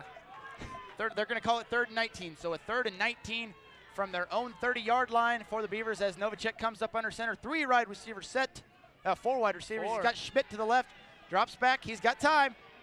A lot of time. Throws it short. Hits the open man, and the pass is complete to number 81, Brian Dedeker, able to get back to the original line of scrimmage, but still short of the first down. So that's going to force a Beaver punt. So 2 consecutive 3-and-outs, 1 for the Norse, 1 for the Beavers. It's just strange to me why you would have your receivers run a route that's not past the first down yard on a third down play. Nice spiraling punt, deep punt. Gorgeous Received punt by Sheets. He trips and falls, and that's going to be it. Make sure to touch him. Doesn't matter. I don't think it matters in college. I believe once your knee is down, you are down. But he actually tripped and fumbled and fell back on the ball. So the Norse will begin their drive at the middle of the field on the 20-yard line as we're now coming down on 5 minutes to go here in the second quarter. Score still 14-7 in favor of the Norse. So the Beavers looking to get a defensive stop here as the second quarter winds down to try to come into the half here with some momentum, I think. Wonder if we could recruit these Beatles to be on our team. Have them just bug the other team. It's swarming. That'd be good. I bet they could make a few tackles. So Roland under center. Oh! Batted down. Is it caught? Incomplete pass. Almost intercepted. Yeah, the guy with one arm trying to catch it. Poor guy. Well, he's got 2 arms. He's just one is broken. Still playing football. That's a trooper for you. Number 97, Kyle Gross, got that big mid up there. Knocked that ball down. So the pass falls incomplete, brings up a second down and 10 from the 20. Let's look at the instant replay. Right there. Oh, that was so close. You got guys moving in opposite directions, and all of a sudden the ball's there, and they try to cut, and they fall. Rowan drops back, hands the ball off to Shurden. This time the Beavers make sure to wrap him up. No Everybody gain and on their the dog play. was there on that play. Irvin once again in on the stop. Irvin having a great season so far for the Beavers this year, really spearheading this strong defensive core. Take another look at that play. Watch how many Beavers are in on this tackle. He does slip the first one. Then 1, 2, 3, 4, 5, 6. That's a great example of team defense right there. One guy holds him up, and the rest of them take him down. And Irvin second in the NCAA rankings in tackles, 16.5 tackles a game, including 7.5 solo tackles. So one of the nation's best defensive players on this BV team. Oh. Holy cow. That's a catch, and we're going to have a pass interference play. Kyle Pearson. On the Buena Vista defender, Michael Lang. Kyle Pearson able to haul that catch in. Fantastic grab for the receiver out of Flagstaff, Arizona. They're going to call pass interference on the Beavers. However, I don't know how you can call pass interference. He was looking back and making a play on the ball. So, questionable call, but it is, like you said, Gotchel, it is the referee's call. That's what they pay the men in the striped pajamas to do. So, still a completion nonetheless, so the Norse take a big chunky yardage out of the field, continue this drive from the 45-yard line of the Beavers.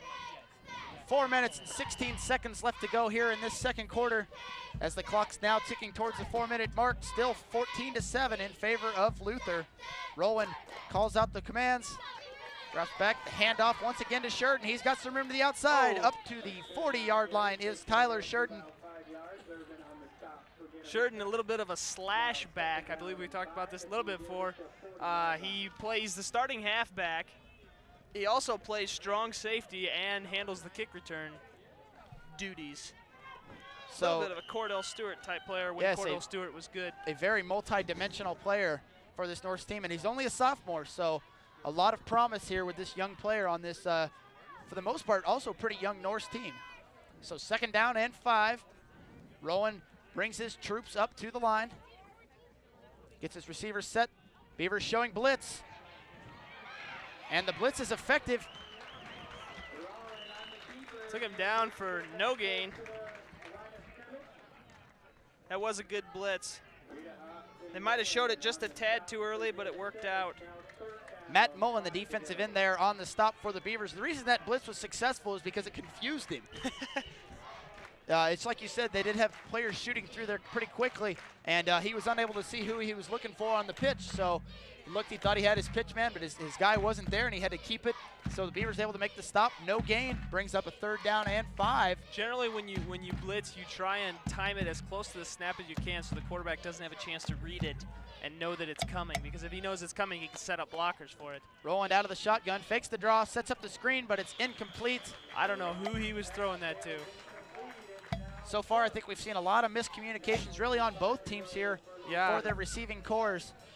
Well, it looked that time like he was a little rushed, and he just threw the ball just to get it out of there so he didn't have to take the sack. But because I didn't see anyone in the proximity of where he threw it. So 4th down for Luther. They're going to try to squeeze off a short punt.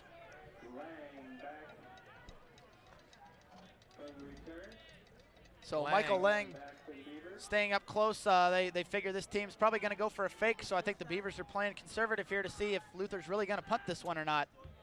Let's see how good the punter is. And they do. And it's going to take a Norse bounce and finish rolling it around the 6-yard line. The 11. Oh, excuse me. No, that's the 6. That is the 6. I apologize to you, Eric Gotchel. That's all right, I'm Cody. Dyslexic. It's okay. So the Beavers now back in a deep hole here at their own 6-yard line with 2 minutes, 25 seconds left to go. They've got to get something going to get out of this hole. Try to get in before the half with some positive momentum going. As we've got homecoming football here from J. Leslie Rollins Stadium. You're watching Channel 3 of the U, part of Buena Vista University's Cable Network. We'll see if BV decides to just run the ball out of here, which looks like what they're going to do. Ooh. Pearson hog-tied down at the 1-yard line. That's not good. Number 55, the middle linebacker, Nick Bush, on the tackle. So the field getting shorter and shorter. They're going to put it at the 2.5, whatever that middle hash thing is. It is, yeah, the middle hash thing. It is not a good thing if your quarterback's feet are on the goal line when he receives the snap. So it's a very bad thing. Beavers deep in a hole, 2nd down and 13, deep in their own territory as Novacek brings the troops up to the line.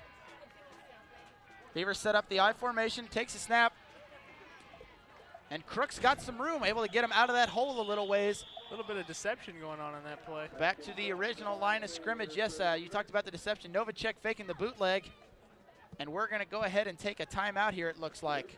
He faked the pitch to Pearson first. He took the snap, he handed the ball to Crook, faked the pitch to Pearson, and then took off around the bootleg. So there was multiple levels of deception going on that play. So while we take that timeout, go ahead and give you some more scoring updates here from Iowa Conference football. The Simpson-Cornell game, Simpson is now on top 16-6 over Cornell with 4 minutes and 30 left to go in the second quarter. We also talked about Coe and Dubuque, still 7-0 in favor of Coe. with 1:44 left to go before the half. And also Loris and Wartburg knotted up at 7s. You remember this BV squad, an excellent victory over Wartburg earlier this season. Yes. Doesn't happen very often. That game knotted up at 7s with 30 seconds left to go in the first quarter. So there, a look at some of your Iowa Conference football results. We're back to some football action here. Beaver Homecoming 2004, right here at J. Leslie Rollins Stadium as the Beavers get ready to break this huddle. 1 minute 36 seconds left to go here in this second quarter. Beavers face a 3rd down and 8. Go with the 3 wide receiver set. Crook the lone back in the backfield. Novacek takes the snap, drops back to pass. Ball tipped around and finally falls incomplete. Ball off several different hands there. Look like we were playing volleyball out there. Pass intended for number 43. Bounced around though, ball falls incomplete. And the Beavers are gonna have to punt from very deep. So once again, we've got a situation where a punt block could be possible. Could be very detrimental to the Beavers. Chris Kemmerer back there, gets the punt off. Another nice high spiraling kick. Sheets to receive it, catches it cleanly, and he's upfield. Oh, good grief. That was a heck of a block. Hans Gustav coming down the field just lays the hammer down on Heinrichs. That was a heck of a hit. Let's see if we can look at the instant replay real quick on that block.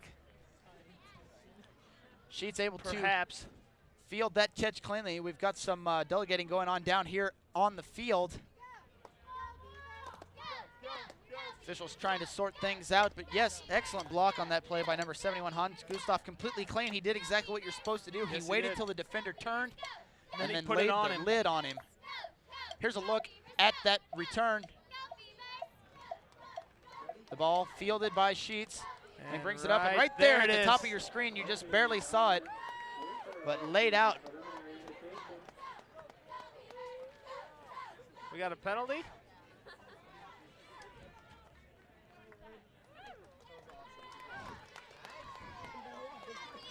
So it looks like once again the Norse hurt themselves with penalties on special teams. We'll see what we've got going on here as the officials continue to sort it out, but the ball looks like it's going backwards a long ways. Long ways backwards. So as I said, Luther punishing themselves with penalties here, costly penalties on what have been pretty good returns on special teams. Excellent returns.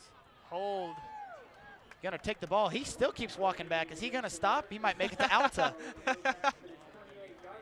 So the 28-yard line is where this North drive's gonna start. 11:18 left to go in the second quarter. My guess is that we're probably gonna see this Norse team just go ahead and run the clock out, do a few quick running plays, and come into the half with some positive momentum, knowing that they're on top 14-7 here in this ball game. You would think so, wouldn't you? I would. But otherwise you never I would know. not have said it. You never know. This could be exactly the Norse's exact plan. I mean, they could say, all right, BV thinks we're just going to run this clock out. Then they can, you see it all the time when in the NFL when they run up and they call for the spike play and then they don't spike it and they run a play. So we'll see if the Luther decides to run some trickery here or if they do just, I mean, I don't know if I'd call a timeout if I could, if I wasn't planning something, if I didn't have something up my sleeve, I don't think I'd call a timeout to talk about it. So we will see what the game plan for the Norse is. They do have 2 wide receivers out there, I formation in the backfield. Rowan takes the snap, hand off to Sheridan, wrapped up in the backfield. Mullen in there on the play. May have tripped him up a little. The tackle finished off by Irvin, who seems to be everywhere. So a loss of a yard on that carry for Sheridan as the clock continues to tick down towards the 1 minute mark.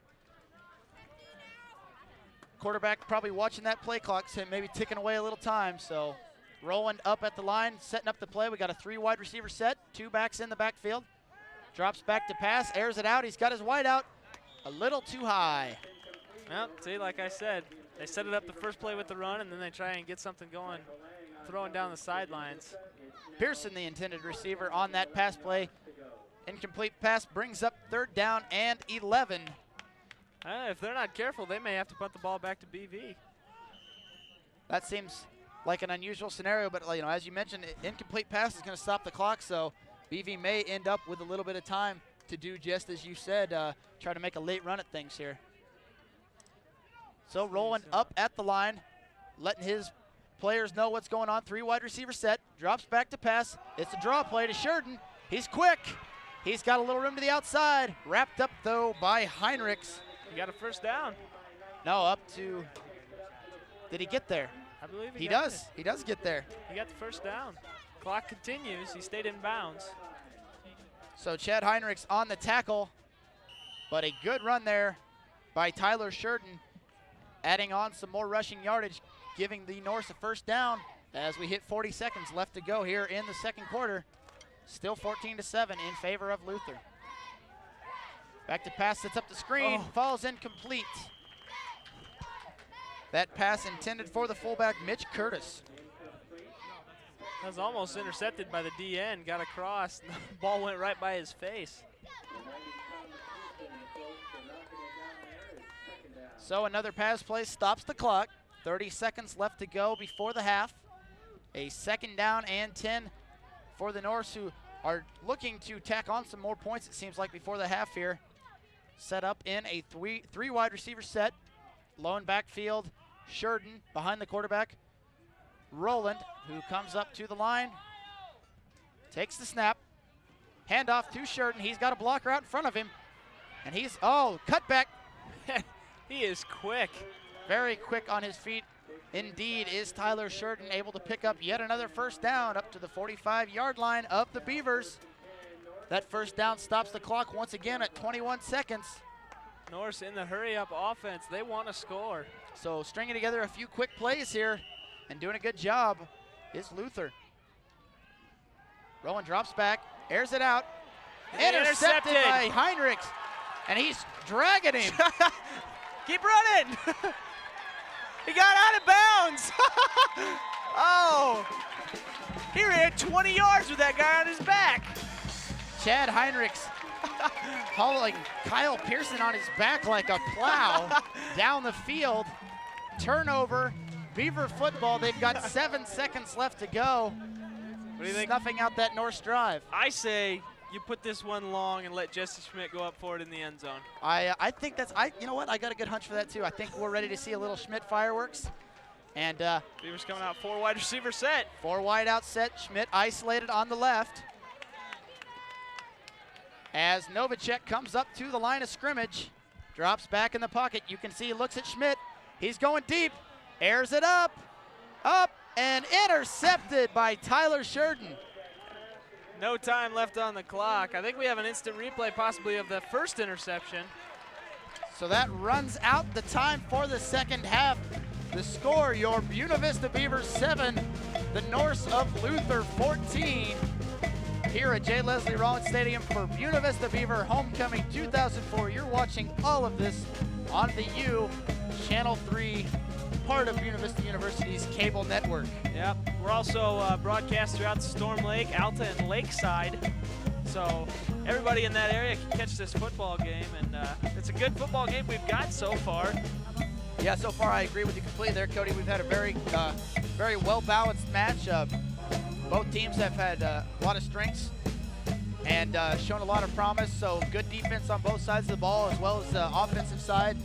We've seen sparks fly really on both ends. We've already seen the damage that Tyler Sheridan can do. Yeah, and if were it not for penalties, he'd have done a lot more damage too.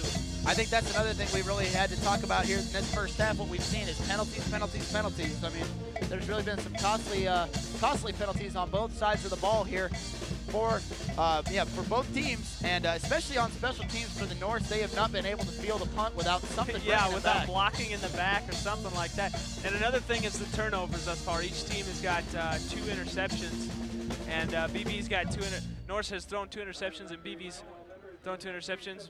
But BV's also fumbled an interception. I was going to say, we had that one play where we had the 2 turnovers in about a 3-second span. We had 7th down. So we've had a lot of zany, crazy action going on here in this football, but a good football game, and certainly nothing that I don't think this Beaver team can come back from. They've been somewhat of a second half team, and I look for them to come out strong. I look for the coach to go in and help make some adjustments. To present the National Alumni Association Awards to individuals who have served this university and their communities with distinction. These distinguished alumni and friends, as well as the class of 1954 and others who graduated more than 50 years ago from Buena Vista, were honored at a special pregame luncheon and ceremony. On behalf of the university, I congratulate and thank them. Before we begin the program, we would like to take a moment to mention the names of 4 alumni who were inducted into the BVU Athletic Hall of Fame last month. They are Lori Lane Hawley, class of '82 for basketball, Dave Jordan, class of 1990 for wrestling, Doug Thompson, class of 1981 for football, and Arnie Zedeker, class of 1965 for basketball, baseball, and football. We also want to welcome back to campus former head wrestling coach Al Baxter and his wife Vicki with their family, as well as Al's wrestlers who are here this weekend for a reunion and roast with Coach Baxter. Members of the 1979 football team are also here today for their 25th reunion, and we would like to welcome all of them back to campus. The squad was 6-1 in Iowa Conference play that season. Members of the football team here with us today should now go to the north end of the field for a team photo. Please join me in welcoming these special guests to homecoming and congratulating them on their awards and achievements.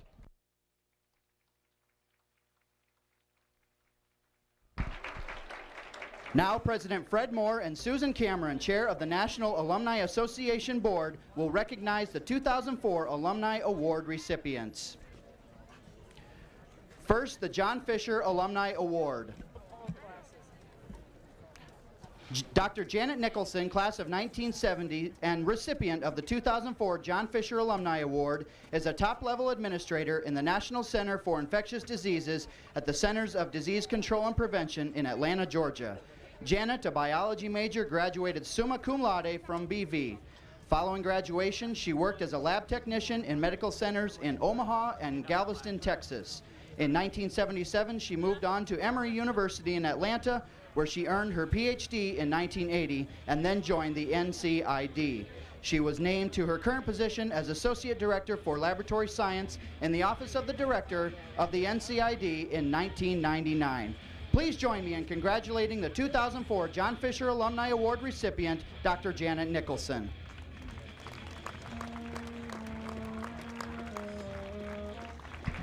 Next, we present the Henry Olson Distinguished Service Award. Dr. Norm Nielsen, class of 1961 and recipient of the Henry Olson Distinguished Service Award, has been president of Kirkwood Community College since 1985. At Buena Vista, Norm was a 3-sport athlete and was named the MVP of the football team his senior year. Prior to joining Kirkwood as a vice president in 1979, Norm had been a teacher, coach, principal, and superintendent of schools in the Iowa Public Schools system. He serves on several community, state, and national boards and has worked directly with boards of education at both the K-12 and community college level for the past 30 years. He also served a 3-year term on the BVU National Alumni Association Board. We are pleased to present the 2004 recipient of the Henry Olson Distinguished Service Award, Dr. Norm Nielsen.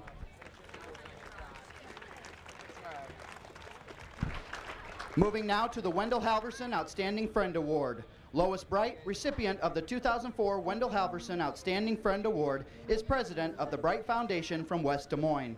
The foundation was created by Lois and her late husband Dale, who was a successful entrepreneur in Des Moines.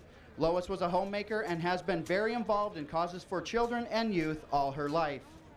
In 1997, through the foundation, Lois established the Bright Scholars Program at BVU, which has awarded scholarships to 26 students since its inception. In addition, the foundation made a special gift to the Estelle Sieben Science Center project. In Des Moines, Lois has been recognized for her contributions to the Public Library of Des Moines and several other charitable organizations. It is my honor to introduce the recipient of the 2004 Wendell Halverson Outstanding Friend Award, Lois Bright.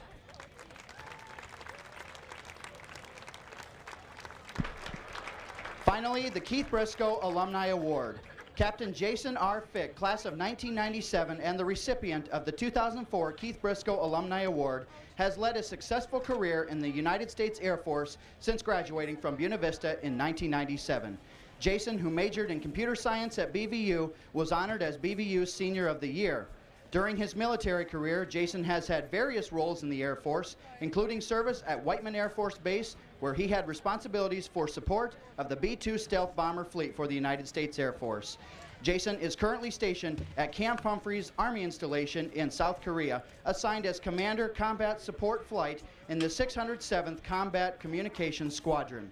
Jason was unable to be with us this afternoon, but please join me in welcoming his wife, Kathleen, also of the class of 1997, who accepted the 2004 Keith Briscoe Alumni Award on Jason's behalf. Let's give another round of applause for the service and dedication these alumni and friends have given to Buena Vista University.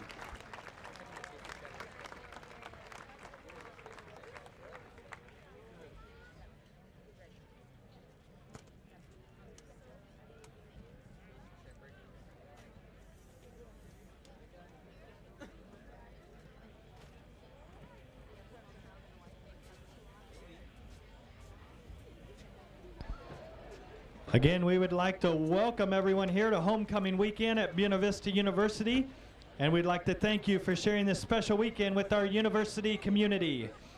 At this time, we are pleased to announce the 2004 homecoming court. We will begin by welcoming back our 2003 homecoming king and queen, Jeremy Morrison and Kelly Taylor.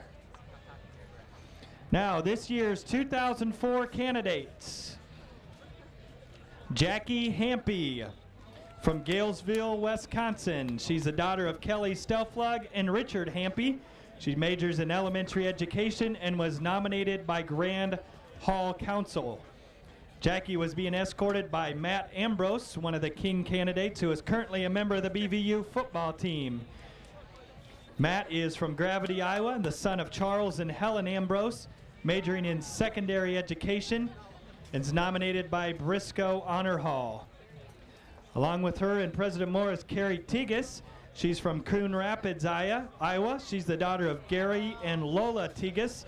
She majors in elementary and special education, was nominated by the cross country team. Carrie was being escorted by Michael Irvin, who is currently a member of the BVU football team. So both Jackie and Carrie are escorted by BVU President Fred Moore. Michael Irvin's from Bedford, Iowa. He's the son of Mike and Chris Irvin, majors in mathematics, and was nominated by the BVU football team. Next up is Justin Bro and Cassie King.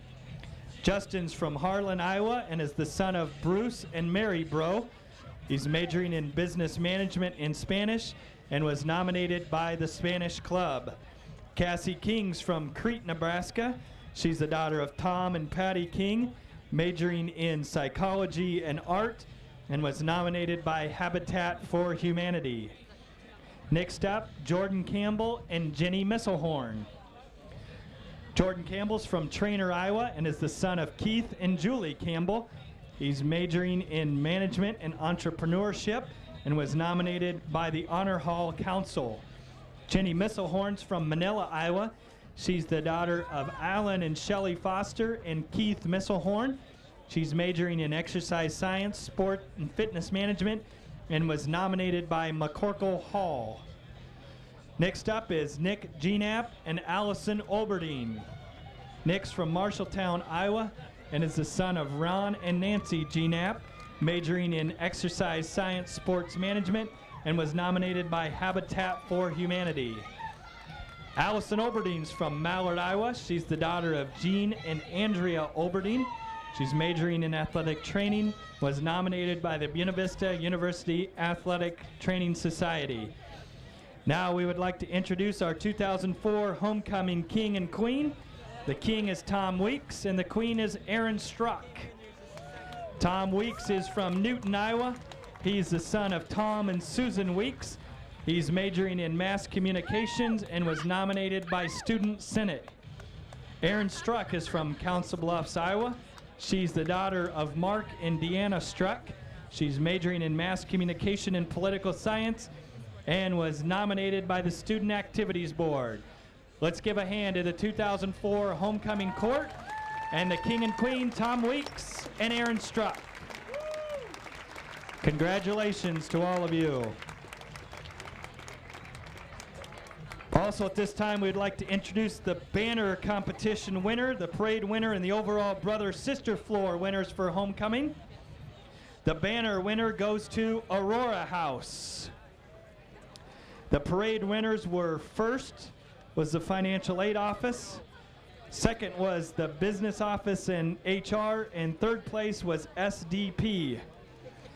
The overall brother-sister floor winner goes to first place, the yellow triangle, second place, the green rectangles, and third place, the yellow circles. Also, a special thank you to Student Activities Board and the Homecoming Committee for making the 2004 BVU Hillbilly Homecoming Week such a great success.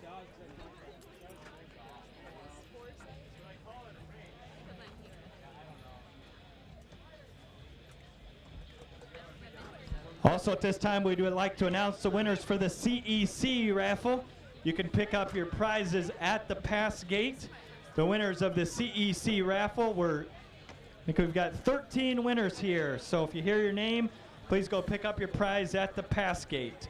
Jeremy Horkey, Renee Halder, Tom Horkey, Ron Daniels, Randy Dodd, Amy Ewert, Andrea Weir, Katie Onken, Lindsay Knutson, Dale Gross, Mark Hansen, Jason Sawvell, and Megan Holtorf.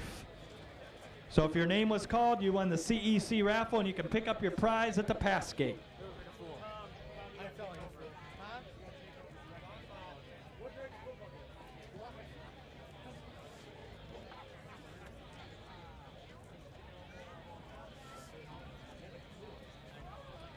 All right, that was a look at some of the homecoming festivities we've had going on down here at J. Leslie Rollins Stadium. Let's go ahead and take a quick break. We'll be right back here. You're watching Channel 3 of the U on Buena Vista University Cable Network.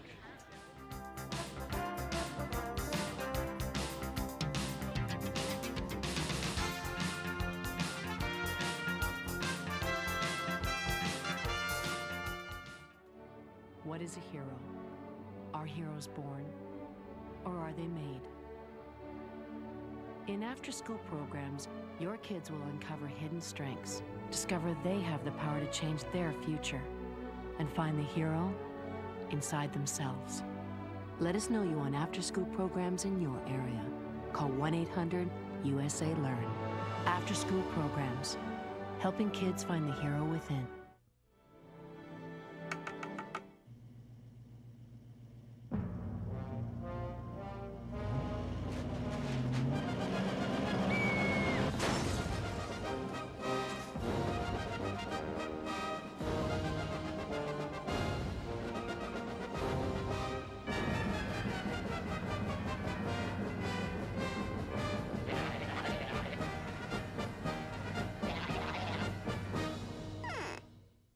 For the great taste of fresh pizza, Pizza Hut is the only way to go.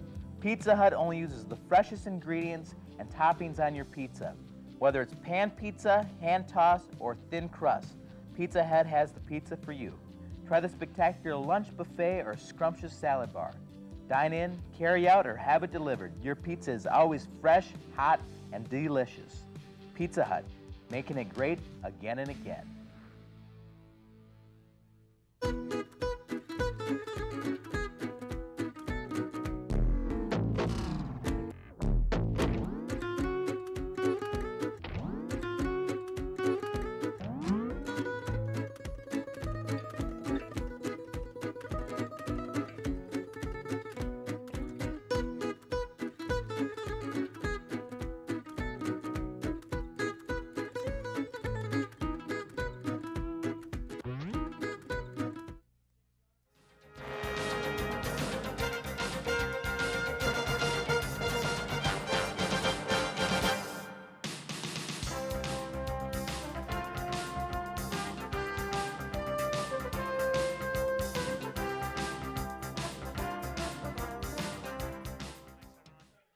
All right, welcome back to J. Leslie Rollins Stadium here in Storm Lake, Iowa, home of the Buena Vista University Beavers. It is homecoming. I am Cody Shug. To my left, Eric Gottschall. How you doing, Gotch? Things are still going great here, Cody. It's been a good halftime. Right there at the half, we got to see the official coronation of our king and queen, both representing the University Cable Network as well, some mass communications students. Mass comm, woot!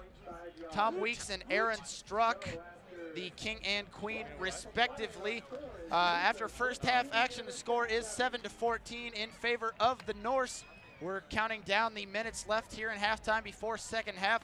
Also got a score over during halftime. The Simpson-Cornell game is now 16-12 in favor of the Red Storm of Simpson. That score is also at the half. Taking a quick look at some halftime stats. Before we do that, we've got Tom Weeks down on the sidelines with a sideline report. Why don't we kick it down to Tom? Tom. All right, thank you very much. I'm Tom Weeks, and we're on the floor of Rawlings Stadium. I'm here accompanied by our university president, Fred Moore, and he's going to tell us a little bit about what he thinks and his expertise of football. What do you think the Beavers need to do in the second half to gain what we need to do to win?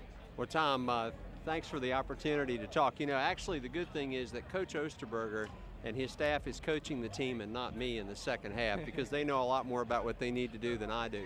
I just think we need to settle down and play Beaver football. And over the past 4 games, our coaching staff has shown that they really know how to make halftime adjustments.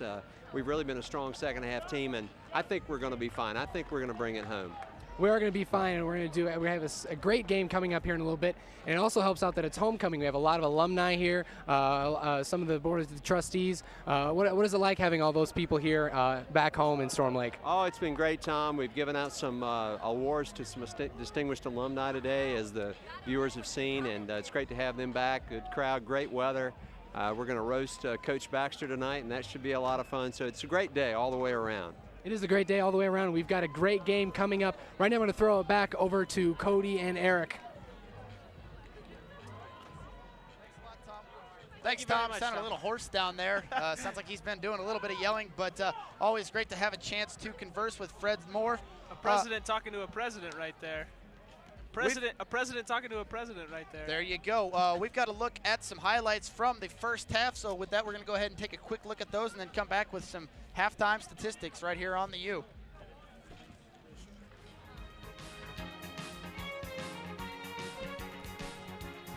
So far, we've had all kinds of homecoming festivities going on. The pep band, as you see right here, has been great.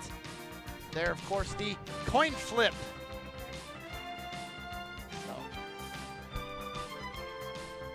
The opening kickoff. So as we take a quick look at these, let's go ahead and run through some halftime statistics. Sounds like a good idea. To let you know what's going on here, the Norse led the battle of the first downs 11-5, also coming out on the score 14-7. Leading really statistically in every category, and I think the scoreboard shows that 118 yards on 22 carries for rushing and 87 yards passing also for the Norse. They had 19 total pass attempts with 6 completions and 2 interceptions. But BV also had 2 interceptions. So we'll go ahead then and take a quick look at some Beaver team statistics.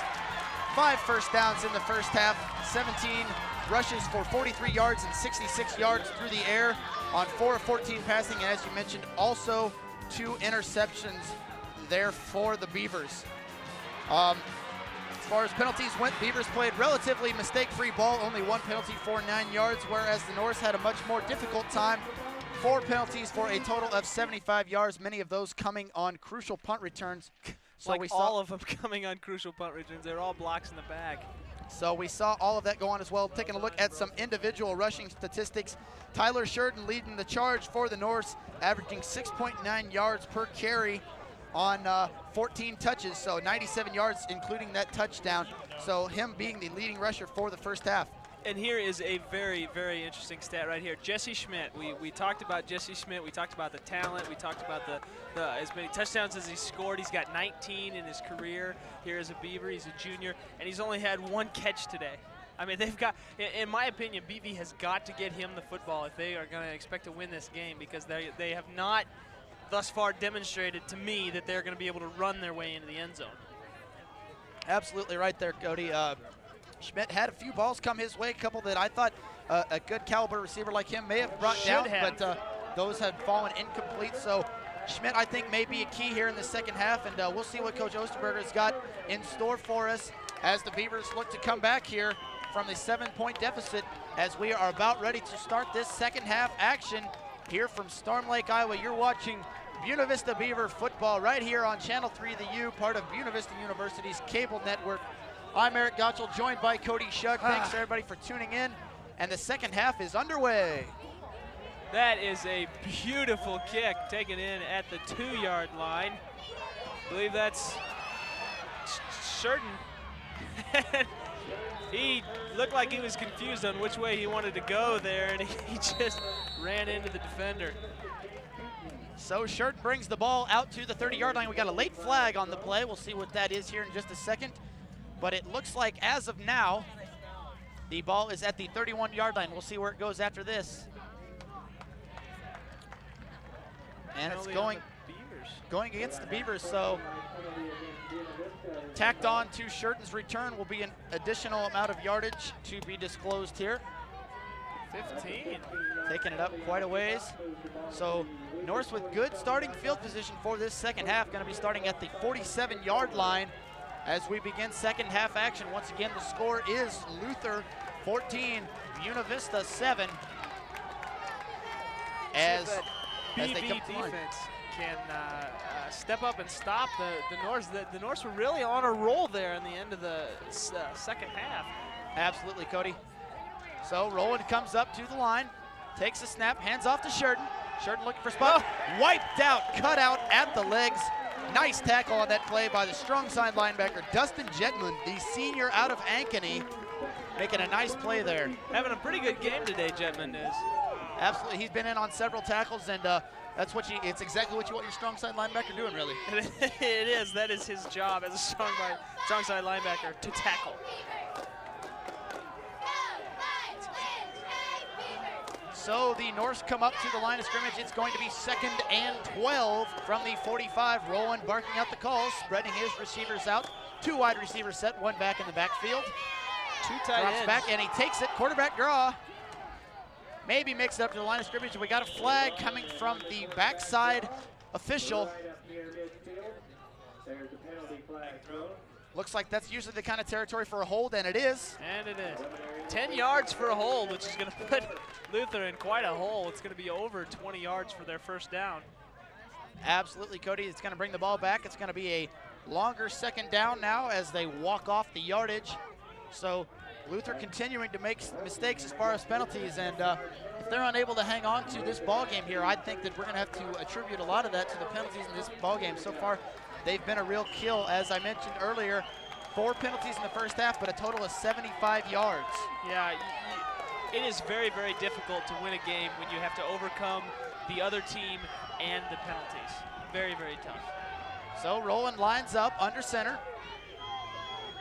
Calls out the play, 2 wide receivers, 1 back in the backfield, drops back, fakes the handoff, up to pass, passes off the hands of Sheets, flies out of bounds, incomplete, going to bring up 3rd down and 22 from the 35-yard line. I think Sheets may have heard some footsteps because Michael Lang was coming, and had Sheets caught that ball, he would have had his teeth knocked out the back of his face. He was going to get hit hard. Sheets did seem to tense up a little bit there towards the end of that pass attempt. So yeah, I think you may be correct there. I think he may have got a little bit anxious on that play. Well, when your back is exposed like that on a pass and you're jumping up in the air, you got to be ready for that hit. So the Norse up at the line, rolling back in the shotgun, 3 wide receiver set, drops back, rolls right, got time, airs it out. He's got a man. Oh! Nice coverage on the play. Nearly intercepted.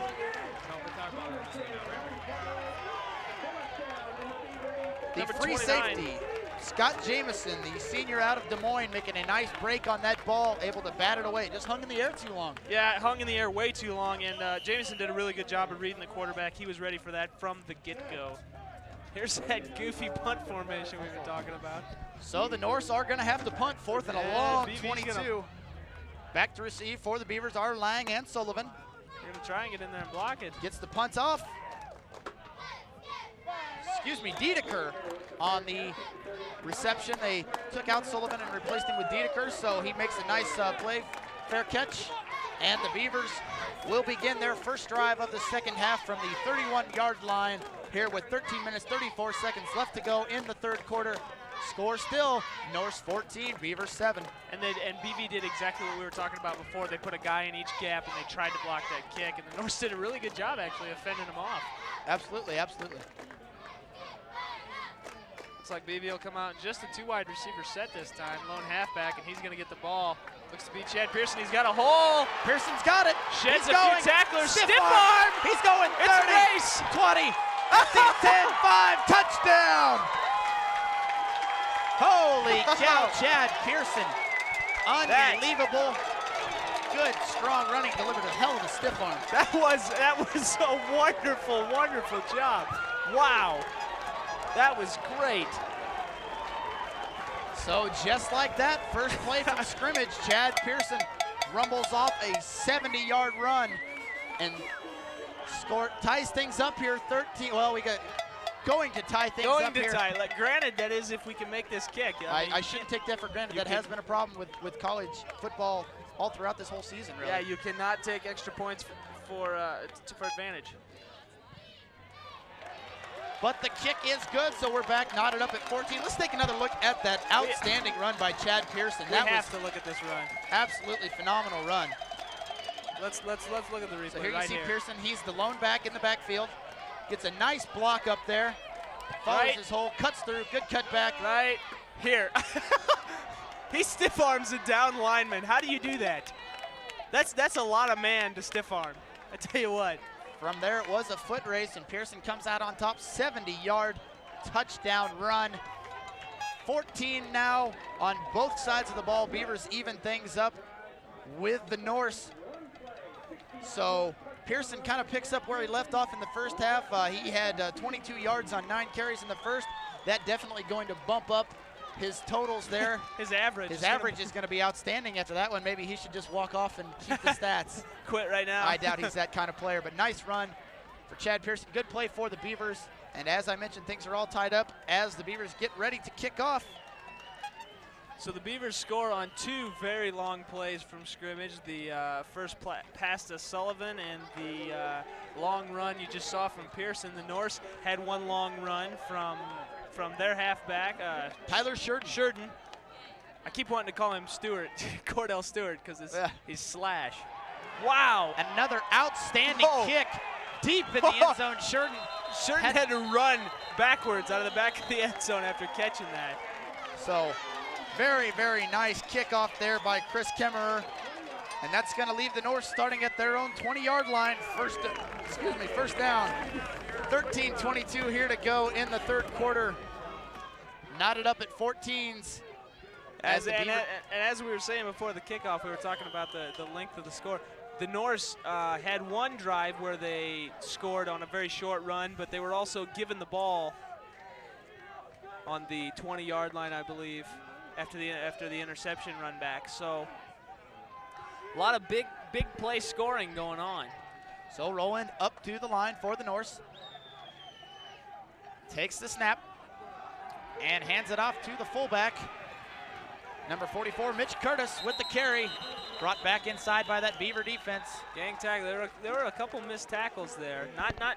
Not horrible fundamentals, but again, you've got to hit him and wrap him up the first time.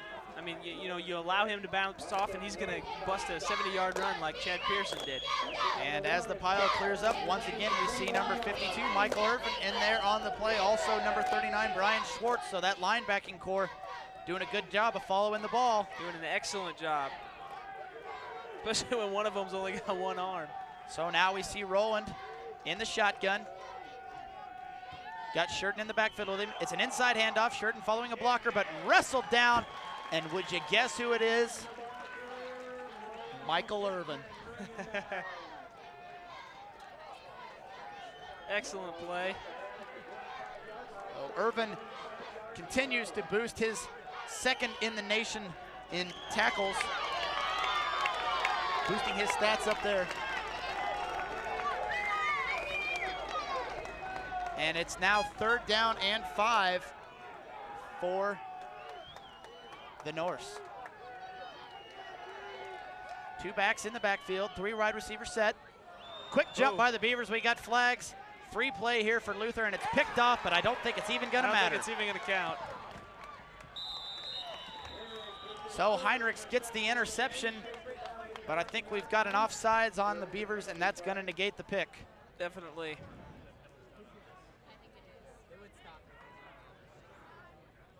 Let's look at the instant replay. It was still a good play. I mean, whether or not it counts, it's still a good play by the D-back. Because it makes a great adjustment. He was going after another receiver, and he came back to get the ball, and a good, solid run back. But, like we said, Beavers jumped off sides. The quarterback knew he had a free play, and he made a bad throw, and he didn't have to worry about it. Yeah, you get that free play scenario when you see that jump off side, so you usually try to make the most of it in case you get something out of it and choose to decline it. So that offsides is going to go ahead and give the Norse a 3rd and extremely short. No, they're going to go to first down. Looked like they were going to keep it as a short yardage situation, but they are going to give them the first down. So a fresh set of downs for Nate Rowland and the rest of the Luther Norse. And now the officials are going to have a powwow. I don't know what they're discussing.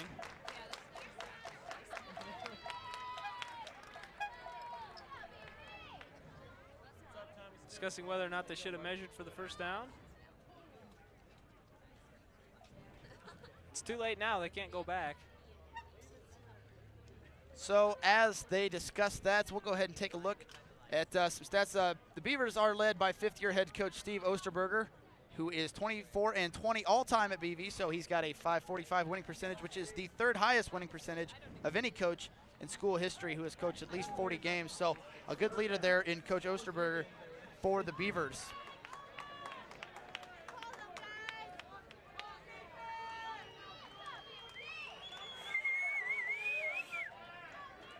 So still trying to decide exactly what we're doing. I'm not sure exactly where all the confusion's over. Is Luther's coach complaining? They got the first down. I don't understand what he's complaining about. I think they're just trying to clarify where everything is at out on the field. Make sure that all the placement is correct and whatnot. It's all more a clarification thing, I believe, than anything else. Okay, it seems they may have gotten things figured out now. Once again, you are watching Buena Vista Beaver football right here on the U Channel 3, part of Buena Vista University's Cable Network. Want to thank all of you who are tuning into this game and thank all the fans who've come down to support both these teams in a well-fought game. The score is still 14-14 as we're just a little under the 12-minute mark here in the 3rd quarter. As we've gotten things cleared away and the Norse come up to the line, led by quarterback Nate Rowland. Once again, I was premature. Once again, we're slowing things down a bit. Now we're gonna stop. Are they still arguing over? Now it's 3rd down. So I guess they decided that the dial it down needed to be a 1/4 of an inch away from the first down marker instead of just giving him a first down, right? So while we've got this break, we'll go ahead and give you a couple more scoring updates from some more Iowa Conference football action. Coe and Dubuque still knotted up 7-0 in favor of Coe with 12 minutes and 32 seconds left to go in the 3rd quarter. Also, the Loris-Wartburg game that we were reporting to you on is now 17-14. The Knights are down to Loris at the half, 17-14. So there is a look at some other Iowa Conference football action right here on the U. Okay. Homecoming 2004 action continues now. I think we got it figured out now. And here we go. Handoff outside to Sheridan. He's quick, cuts back, tries to cut back again, finally brought down. Michael Irvin was one of the guys in on the tackle. Irvin, and it looked like Brandon Goodchild, the strong safety, teaming up on that one to get the tackle, but not after Sheridan ate up a good chunky yardage. adding to his totals for the day. We told you to keep an eye out for him, and he has been something to watch this day. So do you think it mattered whether they gave him that quarter inch or not? You know, I didn't understand why they were, and it was Luther that was arguing about it. I don't understand why Luther would argue about not giving them a first down. But they got things squared away. It's now a first down for the Norse. I formation, 2 wide receivers set. Fakes the pitch. That was an excellent fake. Small screen to the tight end, number 88, Brad Paulsrud. So Paulsrud with the reception. As you mentioned, Cody, a nice fake on that play. It's an excellent fake. Played it cool, did the pitch, and then stood there for a second, and then delivered the pass. Faked me out. I thought the fullback had the ball. So Paulsrud able to pick up about 7 yards, going to bring up 2nd down and 3 for the Norse. This time they pitch to Sheridan, and he comes back to around the line of scrimmage, brought down by a host of the middle of the BV D line. I tell you what, if that guy gets any kind of a hole, he just flies. I mean, there's no stopping him. He is quick. The key for this defense and stopping him so far has been getting him in the backfield, because when he gets that positive momentum going forward, he's dangerous. Yes, he is. So 3rd down and 3. Rolling, hands off. Sheridan lunges forward. See if he got that first down. Depends on where we place the ball. Looks to me like he's got it by about a yard. And they do give the first down to Luther, so this drive continues here with 10:38 left to go here in the 3rd quarter. Score still tied up 14-14. After you remember early in this 3rd quarter, the long touchdown run by Chad Pearson. Beautiful touchdown run. Absolutely gorgeous touchdown run. So the Norse line up in the I formation. Rowan making the play calls. Joined in the backfield by Sheridan and Mitch Curtis. Drops back to pass, airs it out deep. He's got a man. Wow. That was excellent. That was a well-fought battle between the receiver and the defender on that play. Both of them were running hard and both dove for that football.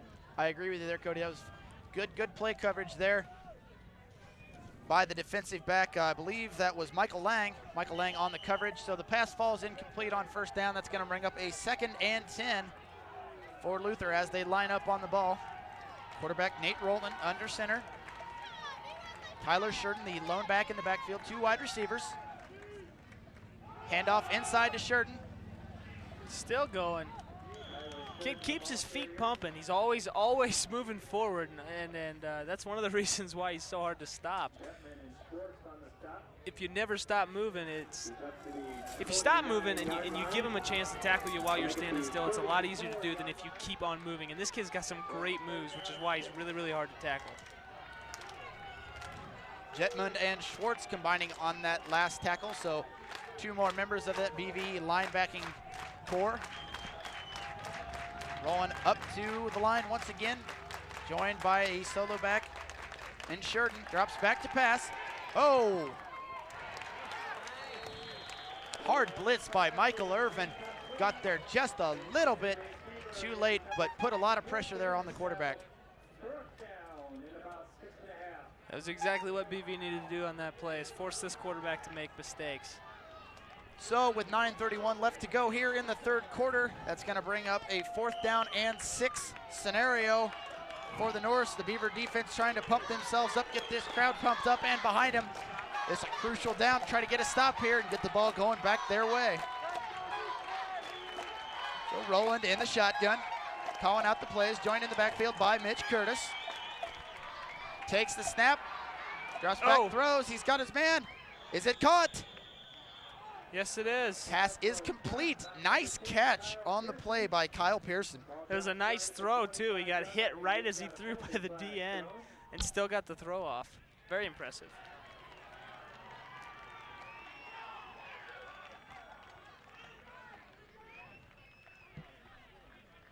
And we've got an offsides on the Beavers. I think they will decline that one, though, in lieu of the first down. So the Beaver defense most likely unable to stop the 4th and 6 attempt from the Norse, and their drive continues here as they're now on the Buena Vista 25-yard line. here with under 9.5 minutes left to go in the third quarter. Still 14-14, tie ball game. Hand off to Sheridan. Rounds the corner, quick move, out to the outside, tiptoes down the sideline, finally forced out of bounds. Our cameraman takes a roll there. Wow. Is he all right? So we are now waving at you. And, Wow, that so Luke took a heck of a hit on that play. He did take a hard hit there. So we'll see if he's okay. good run on that play by Sheridan. Brings up second down and 4 here with 9:12 left to go in the third. Rowland takes the snap. Screen pass. It hit him in the arm. Wow. Going back to that play on the sideline, our cameraman gets tackled, rolls, still has the camera in one hand. Did a great job of not letting the camera drop. It was a excellent job. First thing he does is put his arm up in the air after he gets tackled. On that last play we saw there, Dustin Jetman right where he needed to be, just didn't have the vision that he needed as that ball bounces, as you said, right off his side. So lucky break there for Luther. Because that would have been a touchdown. Jetman is a quick guy. 3rd and 4. Rowland back to pass again. Heavy pressure. Irvin up the middle once again, as well as Madison. So those two combined to put a lot of pressure on Rowland.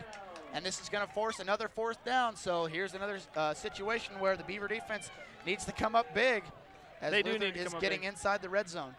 They do need to come up big here, and they can't give up another. Well, first of all, they gave up the 4th down yardage last time, and they were offsides. They cannot do that. It just doesn't work that way. So they're going to go for the field goal. Place kicker Kyle Wickwire on the attempt.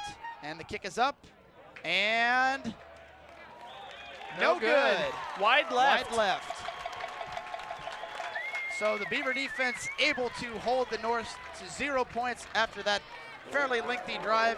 We're here up on almost 9 minutes to go in the third quarter. Score still, Buena Vista 14, Luther 14. Fairly lengthy and very time-consuming. Took up close to 4 minutes. There were a lot of runs going on in that drive. So now the Buena Vista offense up to the plate. Going to see if they can turn that defensive energy into some offensive power as Novacek comes up to the line. I formation, 2 wide receivers to the right, takes a snap, pitches off to Pearson, and he is wrestled down by a lot of white jerseys. He had nowhere to go on that play. He got through the hole and he looked, trying to decide which way to follow his blocker. There was an extra defender on each side of his blocker, so there wasn't really anything that he could have done on that play. Let's take a look at that on instant replay. Mike Tangen, one of the players in on that stop. A little slow to get up, but able to make it. Also in on that middle linebacker, Nick Bush. So really a host of Norse there on the tackle. So 2nd down and 10. Novacek takes a snap, hands off. Pearson again breaking tackles. Pearson picks up a nice gain of about 13, maybe 14 yards. Continuing to run strong for this Beaver team behind that offensive line who's making holes for him. If the Norse aren't careful, he's going to bust another long run because they're doing the same thing that BV was doing in the first half, and they are just trying to tackle with their arms. You can't do that in college football. So that's another 1st down for the Beavers here as we come up on 8 minutes left to go in the third quarter. Novacek under center. Pearson, the lone back in the backfield.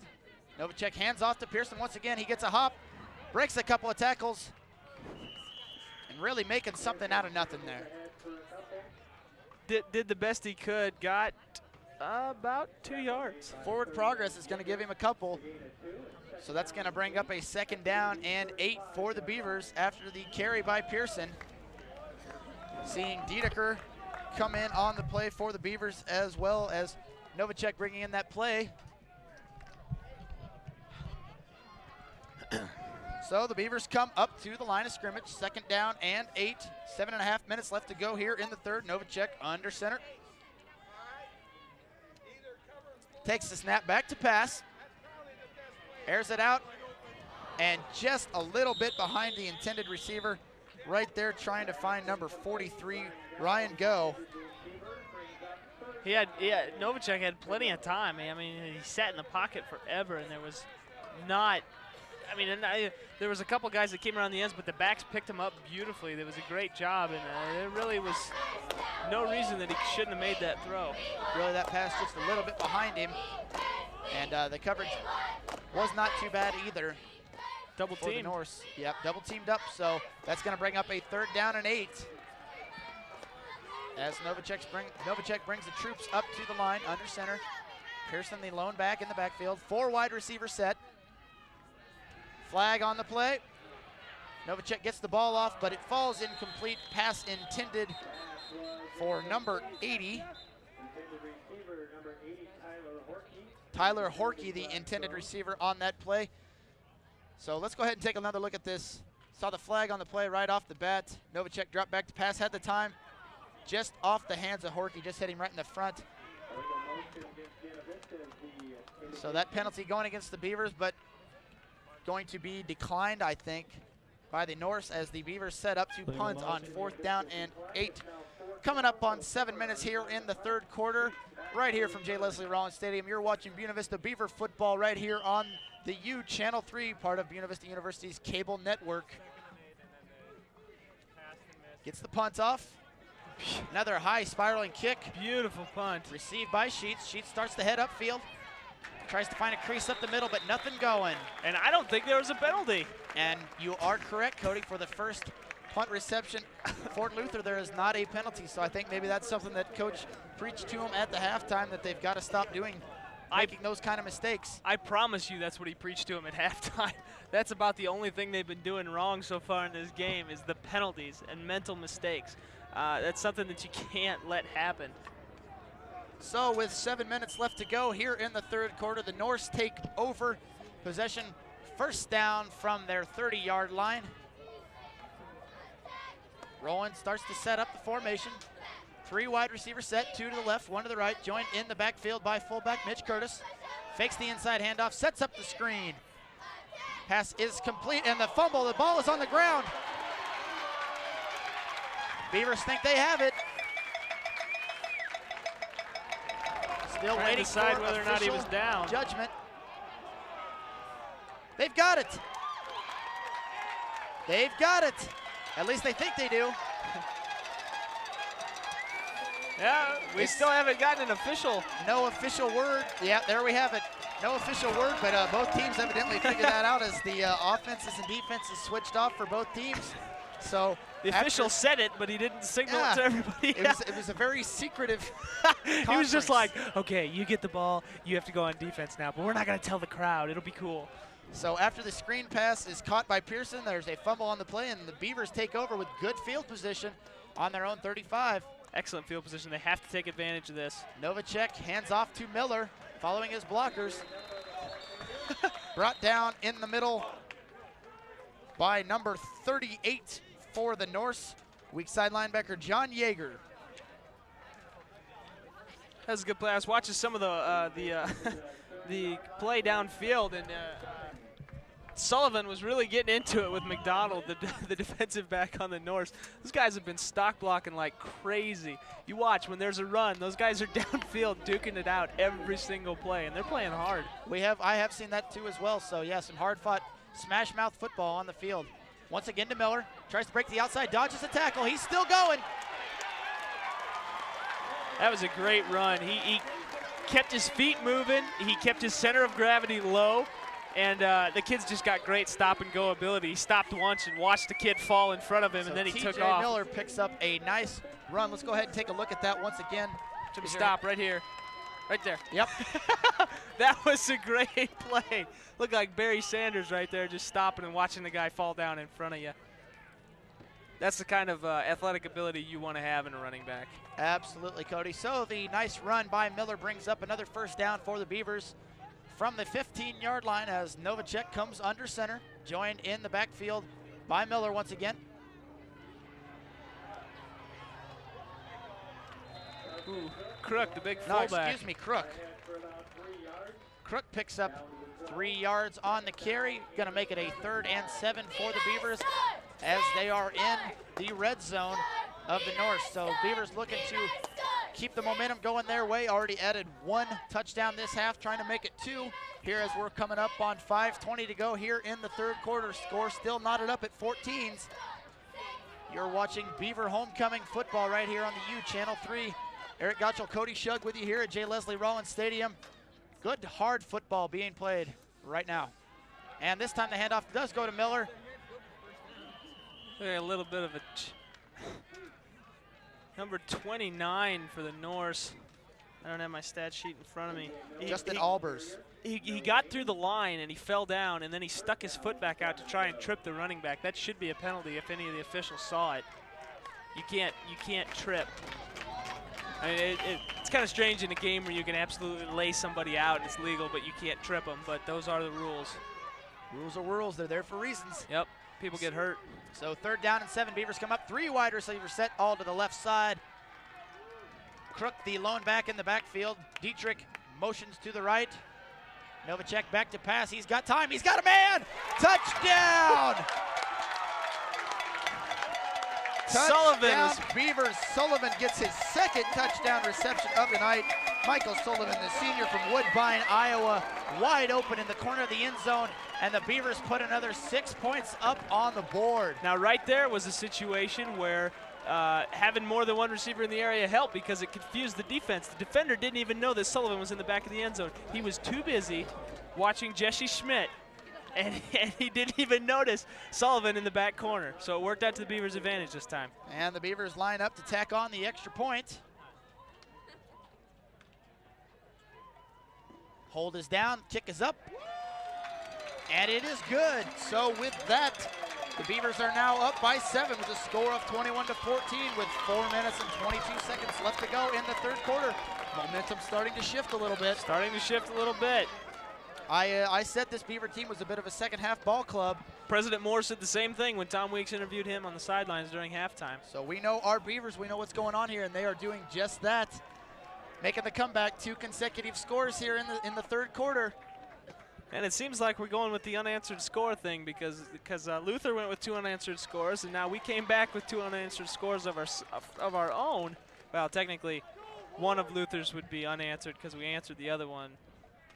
Enough the answering. Too much math. I lost concentration of what I was doing in the middle of talking. You'll have that when you have ADD sometimes. So after the touchdown pass from Novacek to Sullivan, the Beavers are lining to kick off from the 35-yard line. Back to receive for the Norse is a slew of receivers, including the always dangerous Tyler Shurden, as well as receivers. It's gonna be Shurden and Schmidt, it looks like. No. Pearson. Kyle Pearson's back there with him. So Pearson and Shurden back at the goal line. We've seen some booming kicks so far. Here's another high hanger. Going to be fielded at about the 5-yard line. Pearson. By Pearson. Pearson's got some blockers. So a nice return by Pearson. Brings the ball up to around the 40-yard line.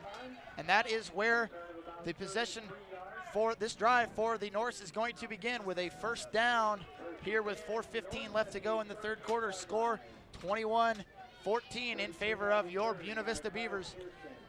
Last defensive drive, the Beavers were able to come up with an interception, which was very, very crucial. And let's see if they can do something like that again. This time they've had several 4th down stops so far today. The defense has been doing wonderfully, except for just one. They had the one big play on the run to Durden, and the other drive that they just gave up was absent-mindedness. So Rowan hands off to Shurden, picks up about 5 on the carry. Actually, we'll call it 7 yards on the carry. So that's going to bring up a 2nd down and 3 for the Norse. Tyler Shurden. Yes. Yeah. Just reminds me of a movie.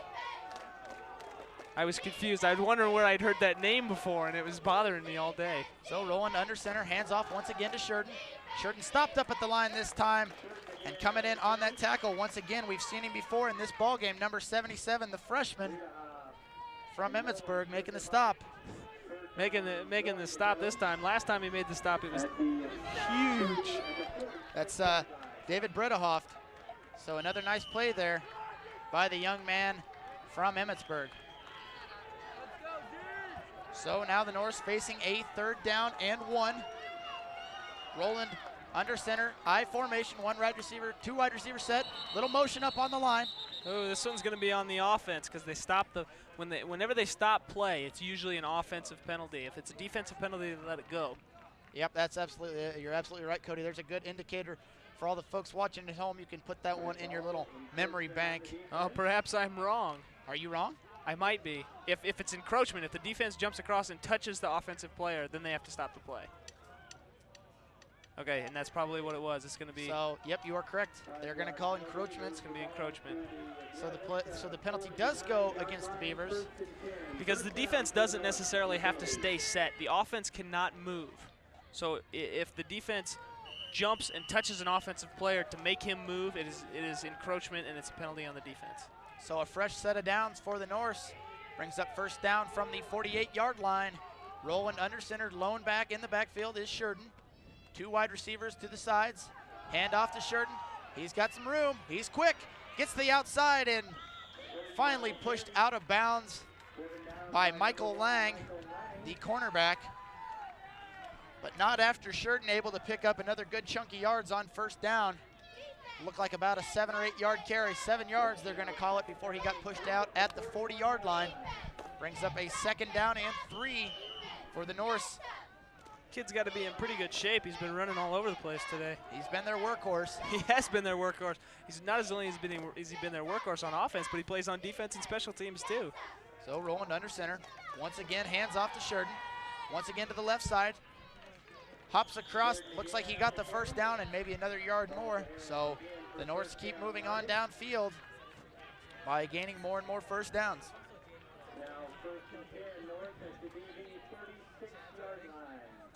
Some defensive substitutions for the Beavers. Coming in right now, getting some fresh legs out there.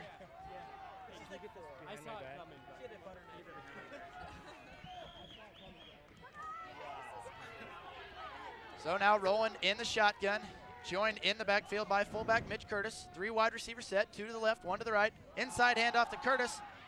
Rumbling and small gain of about 2 yards there before he's brought down by Schwartz.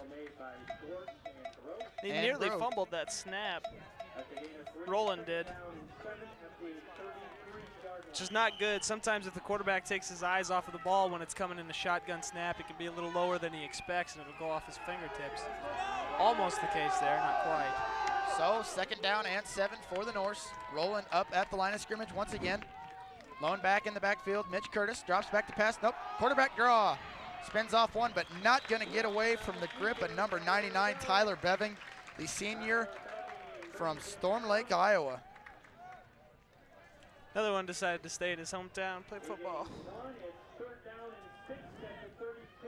So after a minimal gain, that's going to bring up a 3rd and 6 for the Norse. Beaver defense starting to tighten up here a little bit, as we're now down to 45 seconds left to go here in this 3rd quarter. The score still York Buena Vista Beavers 21, the Norse of Luther 14.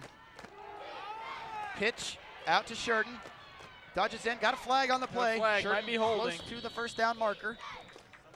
I look for holding or maybe an illegal block. It's most likely going to be on Luther. Waiting still for an official call here as the referee comes out. Got a personal foul. Face mask. Man, I'm just wrong all over the place today on these penalties. Personal foul. That is not your garden 5-yard variety. That is the 15-yard penalty right there. So after the run by Sheridan, we're going to give them a little bit more as they are now pushing deep into Beaver territory. Looking at 35 seconds left to go in this 3rd quarter that's been mostly dominated by BV. However, the Norse making a late comeback here as they've been putting together some solid plays towards the end of this 3rd quarter. It's been dominated by BV score-wise, but as far as time of possession, the Norse are eating up the clock, driving down the field. So the Norse come up to the line, I formation, 2 wide receiver set. Roland takes the snap, hands off the shirt, stuffed in the backfield. BV sniffed that one out. Andrew Norton was in on the play there. Mullen also in on the tackle for the Beavers. Go ahead and give you some more quick posts on scoring for more Iowa Conference football. Simpson 16, Cornell 12 still at the beginning of the 4th quarter. And Co still at 7, but Dubuque has put up 12 points with 3:37 in the 3rd as we hit the end of our own 3rd period. 2 touchdown runs by Chad, or 2 touchdowns scored by Buena Vista. The run by Chad Pearson and the catch by Michael Sullivan. 2 catches by Michael Sullivan in the game so far. 2 touchdowns in this 3rd. Oh, in the 3rd. I didn't hear you say 3rd. That's all right. The band started up. I was all excited. Gives the Beavers the lead 21-14 as we approach the beginning of this 4th quarter. You're watching BV homecoming football action right here from J. Leslie Rollins Stadium, broadcast for you on the U Channel 3, all part of Buena Vista University's cable network. As the pep band and the cheerleaders get the fans excited here, it's homecoming here in Storm Lake.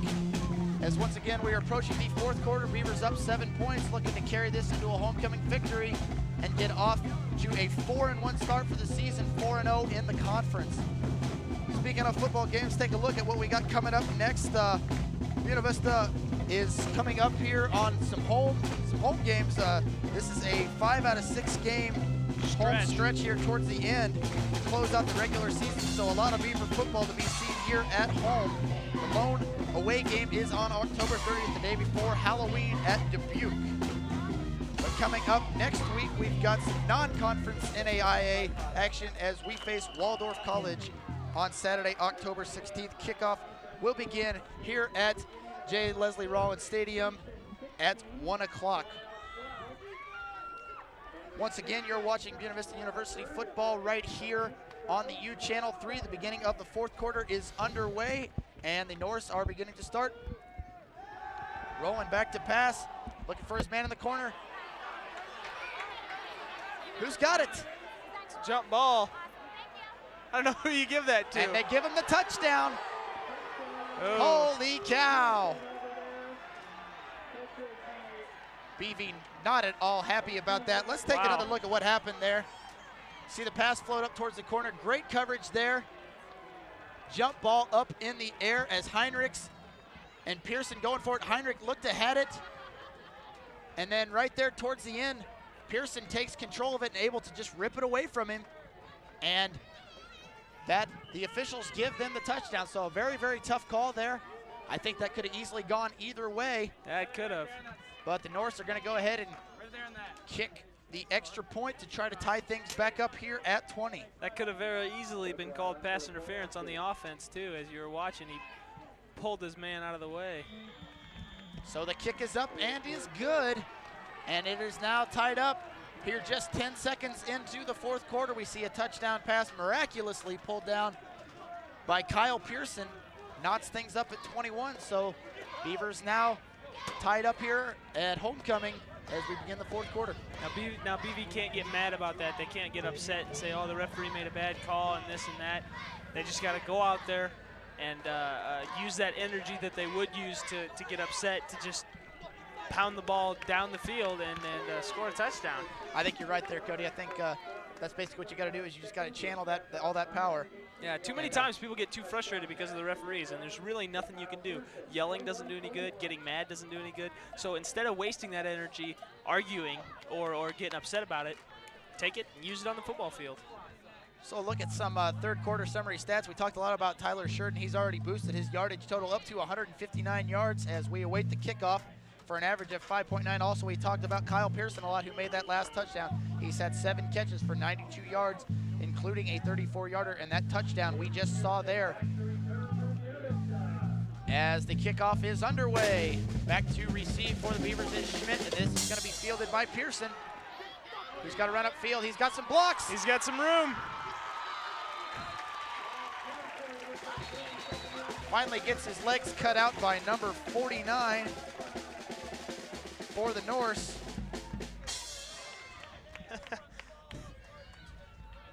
So a good return there by Chad Pearson gives BV the ball at their 43-yard line. So a good place to start this drive as they begin 1st and 10 with their first possession here in the 4th quarter. It's 14:43 left to go in this final period of the game. So starting to come down to do or die time. We've seen a good hard-fought match on both sides. It is. It has been a very, very good and very hard-fought match. Novacek hands off to Pearson, cutting through defenders. He's got another long one in him. I can feel it. Picks up about 6 yards on the carry as he continues to also be the workhorse on the other side of the field here as the counterpart to Sheridan. Speaking of Chad Pearson, he finished that 3rd period now with a total of 106 yards rushing on 13 carries, 8.2 average. Most of that can be contributed to that long 70-yard scramble that we saw, foot race for the touchdown. So good running today, though, by Chad Pearson for the Beavers. And Schmidt has still only got 1 catch in this game, and that just amazes me. Pearson once again the ball carrier. Good surge by the Beaver offensive line. See if he picked up a yard or two. They're going to give him a couple yards. Make it about 3rd and 2 here from the 48-yard line of Luther. So now the Beavers in Norse territory on a big 3rd down here.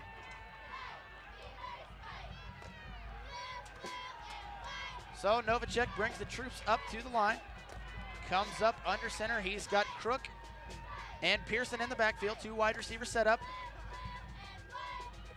Takes the snap, hands off to the fullback, Crook, who's stuffed initially but still fights hard. Looks like he might have got back to the line of scrimmage, but nothing going there. I think he's going to be very, very close. So on a 4th and what's going to be short, a little over a yard, I think the Beavers are going to elect to punt as they're just barely over the midfield mark. So that drive for the Beavers snuffed out by the defense of the Norse. Back to receive is Sheets. Lets it bounce a while, and it's going to let that one roll out of the 11-yard line. So nice punt there for the Beavers by punter Chris Kemmerer. And that is where the Norse are going to begin their drive here with 12:36 left to go. They have knotted this game up at 21s. You're watching Buena Vista University Homecoming Football 2004 right here on the U Channel 3, all part of Buena Vista University's Cable Network. Score once again, Beavers 21, Norse 21. Yeah, it is. It's getting to be really down to tooth and nail here. I mean, getting down into the 4th quarter in a tight score like this, especially when the momentum is shifted back and forth so much. It starts to really become one of those games where you think whoever's got the ball last is going to win. Yeah, it may very well end up to be like that, and I think that's a very, very good prediction. So Rowland comes up, but he doesn't like what he sees, has his tight end, Mike Berkeley, call it a timeout, so the Norse will take a timeout, talk things over, try to get things set up as they look to start their drive. 1st down and 10 from the 12-yard line in their own territory. Once again, 12 minutes and 36 seconds left to go here in this 4th quarter. So BV's had quite a bit of success passing. They've had quite a bit of success running. What do you think, Gotchel? Do they need to focus more on here in the waning moments of this game to try and get a win? I think really the best thing that they're going to have to do is just kind of focus on the tempo that they want to run this game at. They've still got a lot of time to work with. So depending on what the scenario calls for, I think is really going to dictate whether they choose to go with rush or pass. But so far, a good mix has been pretty successful for them. And I think that quarterback Craig Novacek's been executing all of these plays very well. So hats off to him, and also hats off to the BV offensive line, who's really done a great job this game.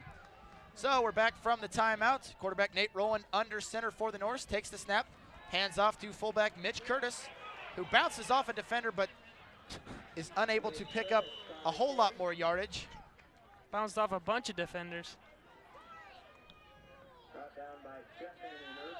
I don't know if that was just bad tackling or what the thing was, but they were bouncing off of him like what? nothing.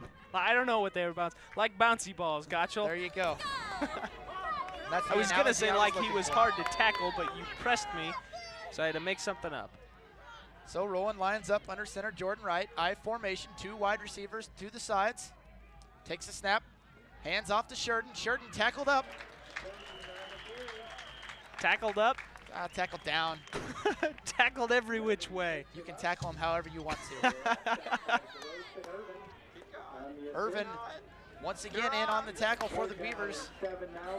So far the best defense against Tyler Sheridan has been to get him down and get him early.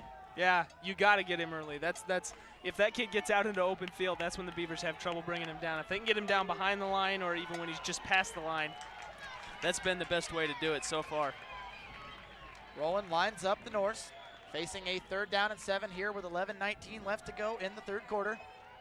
2 backs in the backfield, 4th quarter, excuse me. Drops back to pass, throwing up in the air once again to Pearson. Nice catch by Pearson. So Kyle Pearson having a heck of a game. So far been the favorite target of Nate Rowland. Hendricks wasn't even watching on that play. Hauling down once again another nice catch. Let's go ahead and take another look at that catch there by Kyle Pearson. You see Rowland drop back and airing it out and just putting it up for his big receiver to catch. Hendricks, he had his back to the receiver, or his back to the ball, and you can't do that. You can't face guard. You're very, very rarely are you going to succeed face guarding. Yeah, Hendricks just out of position to take that. So here we go. Pitch off to Sheridan.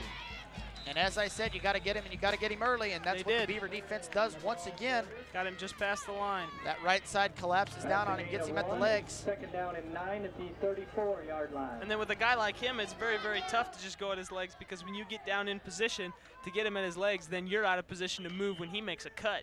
When you're getting that low to tackle him at the knees, it's very, very hard to adjust if he changes direction. So it is 2nd down and 9. Nate Rowland comes up to the line, got the lone back in the backfield, Mitch Curtis, and we've got a flag. False start, maybe? Officials pointing at number 70 for the Norse. That'll be a 5-yarder. So they're going to take it back 5.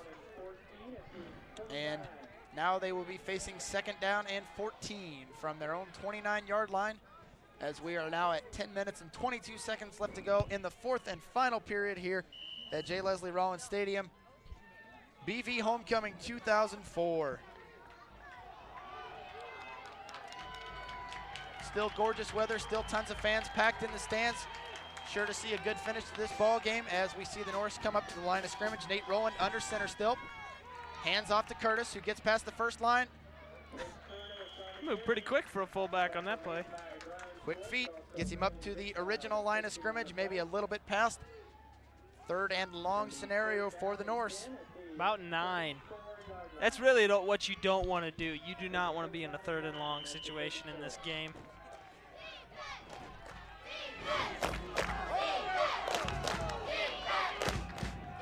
And the BV crowd chanting defense, trying to get this defense riled up on a 3rd and 9 here.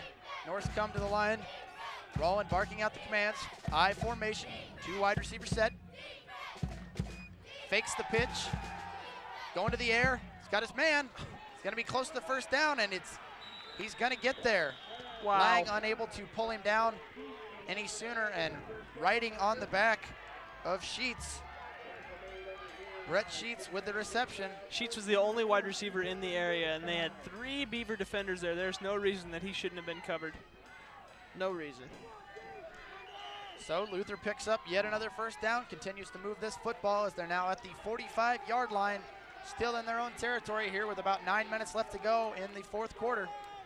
Rowland under center, fakes the handoff, back to pass, play action, through the air. He's got Pearson off Pearson's hands. Oh my. Man, Pearson's got such a physical advantage. And he's a head taller than all the Beaver defenders. Yeah, but you look at college and pro, and it seems that the wide receivers usually are the tall ones and the D-backs are the shorter ones. And so somehow they've been making it work so far. But yeah, definitely Hendricks at a disadvantage there, especially with the leaping ability that we've seen Pearson exhibit. When you've got Hendricks at 5'9", 175, and then you've got Pearson at 6'3", 215. I mean, that's a huge difference. that's 40 pounds. Rowland in the shotgun. Inside handoff to Sheridan. He's quick. Stopped up. Brought down by a pair of Beavers on the play. Jetman, one of them on the tackle. It's going to be close to a first down. Let's see where they put the ball down at. About a yard away. Just about a yard away, as you said, Cody. So 3rd and short. This is going to be a big play for the Beaver defense. Hands off to Sheridan. He tries to get outside. Oh, no! Did not stop moving his feet. Absolutely right. He had guys coming right at his legs, but he kept his feet pumping and basically just turned running sideways. So kept the legs pumping, as you said, and able to pick up another first down. So this Norse drive continues to move on downfield as we're now under 8.5 minutes to go in the 4th quarter. Score, as I remind you, still tied up here. And the Norse come up through the line of scrimmage. Still led by quarterback Nate Rowland. Lone back in the backfield, Mitch Curtis. 2 wide receiver setup. Sheets and Pearson. We've seen action from both of them on this drive. Rowland drops back. He's going to pass. Quarterback draw. Snagged up. Ball's loose. Beavers have it. And the Beavers have it. Man, he got hit. Who delivered that crack? Did you see that? I did not see a number. All I saw was his head snap. Let's look at the replay. Let's see who laid that lick.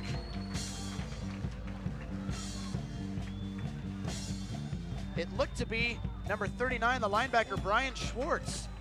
I think a heck of a hit. Who put the helmet down on him. But Brandon Goodchild, the strong safety, falls on that ball, gives it back to the Beavers. So big turnover there. Big swing of momentum. Now BV's got to use this. I talked about earlier time of possession. We've got 8 minutes to go. So BV may want to keep it on the ground a little bit here for a while, and they do just that. Chad Pearson, he's got a hole. It ain't gonna stay on the ground long. He's rumbling. Chad Pearson.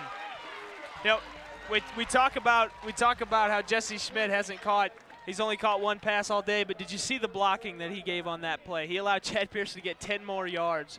So let's go ahead and take another look at that run by Chad Pearson. So you see Pearson gets out here. Nice block by number 75 there. Gets to the outside of Sheridan. And then a good block there you just saw by Jesse Schmidt, as you mentioned. We've got a block in the back on BV. So this play is going to be negated. So unfortunate turn of events. The dreaded yellow hanky, the ultimate shot in the foot for any football team, brings that football back. So first down, and I think they're going to call it 4. 4? 4 or 5. Kind of splitting those markers, but no long run there. As Novacek comes up to the line. Hands off once again. This time, not the same result for Pearson. Not the same result at all. So the score is still tied up, 21-21, facing a 3rd down and 5 here with 7.5 minutes left to go in the 4th quarter. Clock ticking down on both these teams. Something's got to happen or we're going into extra innings. The OT. Extra innings. That'd be great if we were announcing a baseball game. It's a reference, my friend. It's a reference. Yeah, okay. I'll give you that. So the Beavers line up, don't like what they see. Pearson calls a timeout. Here with just a little over 7 minutes left to go. BV homecoming 2004. Buena Vista Beavers playing the Norse of Luther. Got a quick score update for you here for more Iowa Conference football. Keeping up with the Wartburg-Loras game. Wartburg down a 10 spot to Loras, 24-14 at the end of the 3rd quarter. So the once dominant Wartburg Knights having a little trouble in the Iowa Conference this year, it seems. Just a little. I don't know. I think that a lot of the teams in the Iowa Conference are getting better. I mean, everybody's catching up to where Wartburg was. I agree with you there, Cody. I think we're leveling out the playing field, and really that makes for exciting football to watch, and I think we're seeing a great example of that right here. We've had an exciting football game the whole way through. A lot of momentum changes, as you've mentioned, and we're knotted up at 21 in the 4th. So yeah, you can't. It doesn't get much better than this.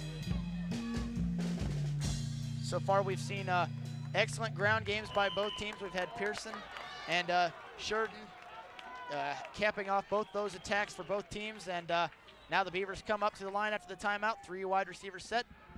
Pearson, the lone back in the backfield. Novacek takes the snap, hands off to Pearson. Oh. Had a spot up the middle for just a second, but that hole was closed up quite quickly by number 58 for the Norse. Let's see if we can get a name on that one here. I don't know. BV just ran the same play three times in a row. They ran a draw to Pearson 3 times in a row. Sometimes you don't think the defense would expect that, so maybe a little strategy there employed by BV. So once again, Novacek at the line, 4 wideouts, 3 to the left side. Got Pearson alone in the backfield, drops back to pass. He's got time, a little bit of pressure, shakes it off. Pass is short, picked off, and they're running it back. It's number 29. Schmidt. That was an excellent job by Jesse Schmidt. I know it was a moot point, but he he basically made the guy that was blocking him fall down and then made the tackle. I don't know if anybody saw it but me, but so finding the silver lining on the cloud. Yeah. Let's look at the replay. Look at that. As you see, Novacek drop back. Had quite a bit of time, a little bit of pressure, but he was able to shake it off. But really, it seemed like a little bit of a short arm throw. He needed a little bit more juice behind that. That was Justin Albers. Now, if you watch Jesse Schmidt, he's being blocked. Pushes down. Knocks the guy down and makes the tackle. That is excellent play for an offensive guy to make that kind of a tackle. But the Norse take over on offense. Nate Rowland under center here with 6:11 left to go in the fourth. A little bit of an end around to Sheets, but nothing going. Beavers sniffed that one out. Lost Mullen and Irvin combined for the tackle. I think he lost a couple yards on that play. Now under the 6-minute mark, they look like they chalk him back about 3 yards. So no magic with the trickery there for the Norse, as the Beaver defense able to get a hold of that one and wrestle it down for a loss of 3. Brings up a 2nd down and 13 for the Norse. Rowland up under center, nearing up on 5.5 minutes left to go in this 4th and final period. Handoff inside to Curtis. Curtis has got a little room. Irvin hanging on to his feet as he falls down. Also in on the tackle for the Beavers was Brandon Goodchild. So that brings up a 3rd down and 5. A crucial stop is necessary here for the Beavers. Beavers got to come up with a stop here. They have to. Beaver fans on their feet behind this team. Rowan pitches off to Sheridan, and it's wrapped up. Stuffed up for maybe a 1-yard gain. Once again, Mullen, one of the last ones off the bottom of the pile. Matt Mullen, another defensive leader for this BV team. Mullen, the senior out of Corning, Iowa. Big fella, as we mentioned earlier, 6'4", 238 pounds, anchoring down that defensive end. He's been all over the place tonight, playing solid defense for the Beavers. So, after a gain of 0, it's 4th and 5. Luther is gonna go for it. I formation, 2 wide receivers. Rowland under center. Big 4th down, fakes the pitch, pass. Pass is, whether or not it's caught or incomplete, he's not to the first down, so BV will take over on downs. Big 4th down stop for the Beavers here with almost 4 minutes left to go in the 4th quarter. Now that's another example of why would you run that pass route when you're not past the 1st down. It is 4th down. You don't have another shot after this. If you're gonna run a route, it needs to be past the 1st down marker, because otherwise it doesn't do any good. It's pointless. Well, you know, I agree and I disagree with you. I mean, sometimes you got a good receiver that can make something happen with the ball after the catch. And so if you can't find anybody open after the 1st down marker, you got to opt for the closest one. That's true, but he made the throw very, that was his first option. That was his first look. His first read was right there. Novacek hands off to Miller. He's still moving. You can't tear this kid down. Man, he was not going to be denied. Powerful run there by Miller. Nice carry on first down, gets about 7 yards. We're now at 3:40 left to go in the fourth quarter, still knotted up at 21. Let's go ahead and take another look at that run. Shucks, one tackle, 2, 3. Got a block. 4, 5, 6. There's seventh guy to come in and tackle him. That's some great running there. So on this play, right up the gut goes Miller once again. Trying to pick up that first down. He's going to be just a little bit shy. 3rd and 1. Beavers trying to keep this drive going, coming up on 3 minutes left to go in this game.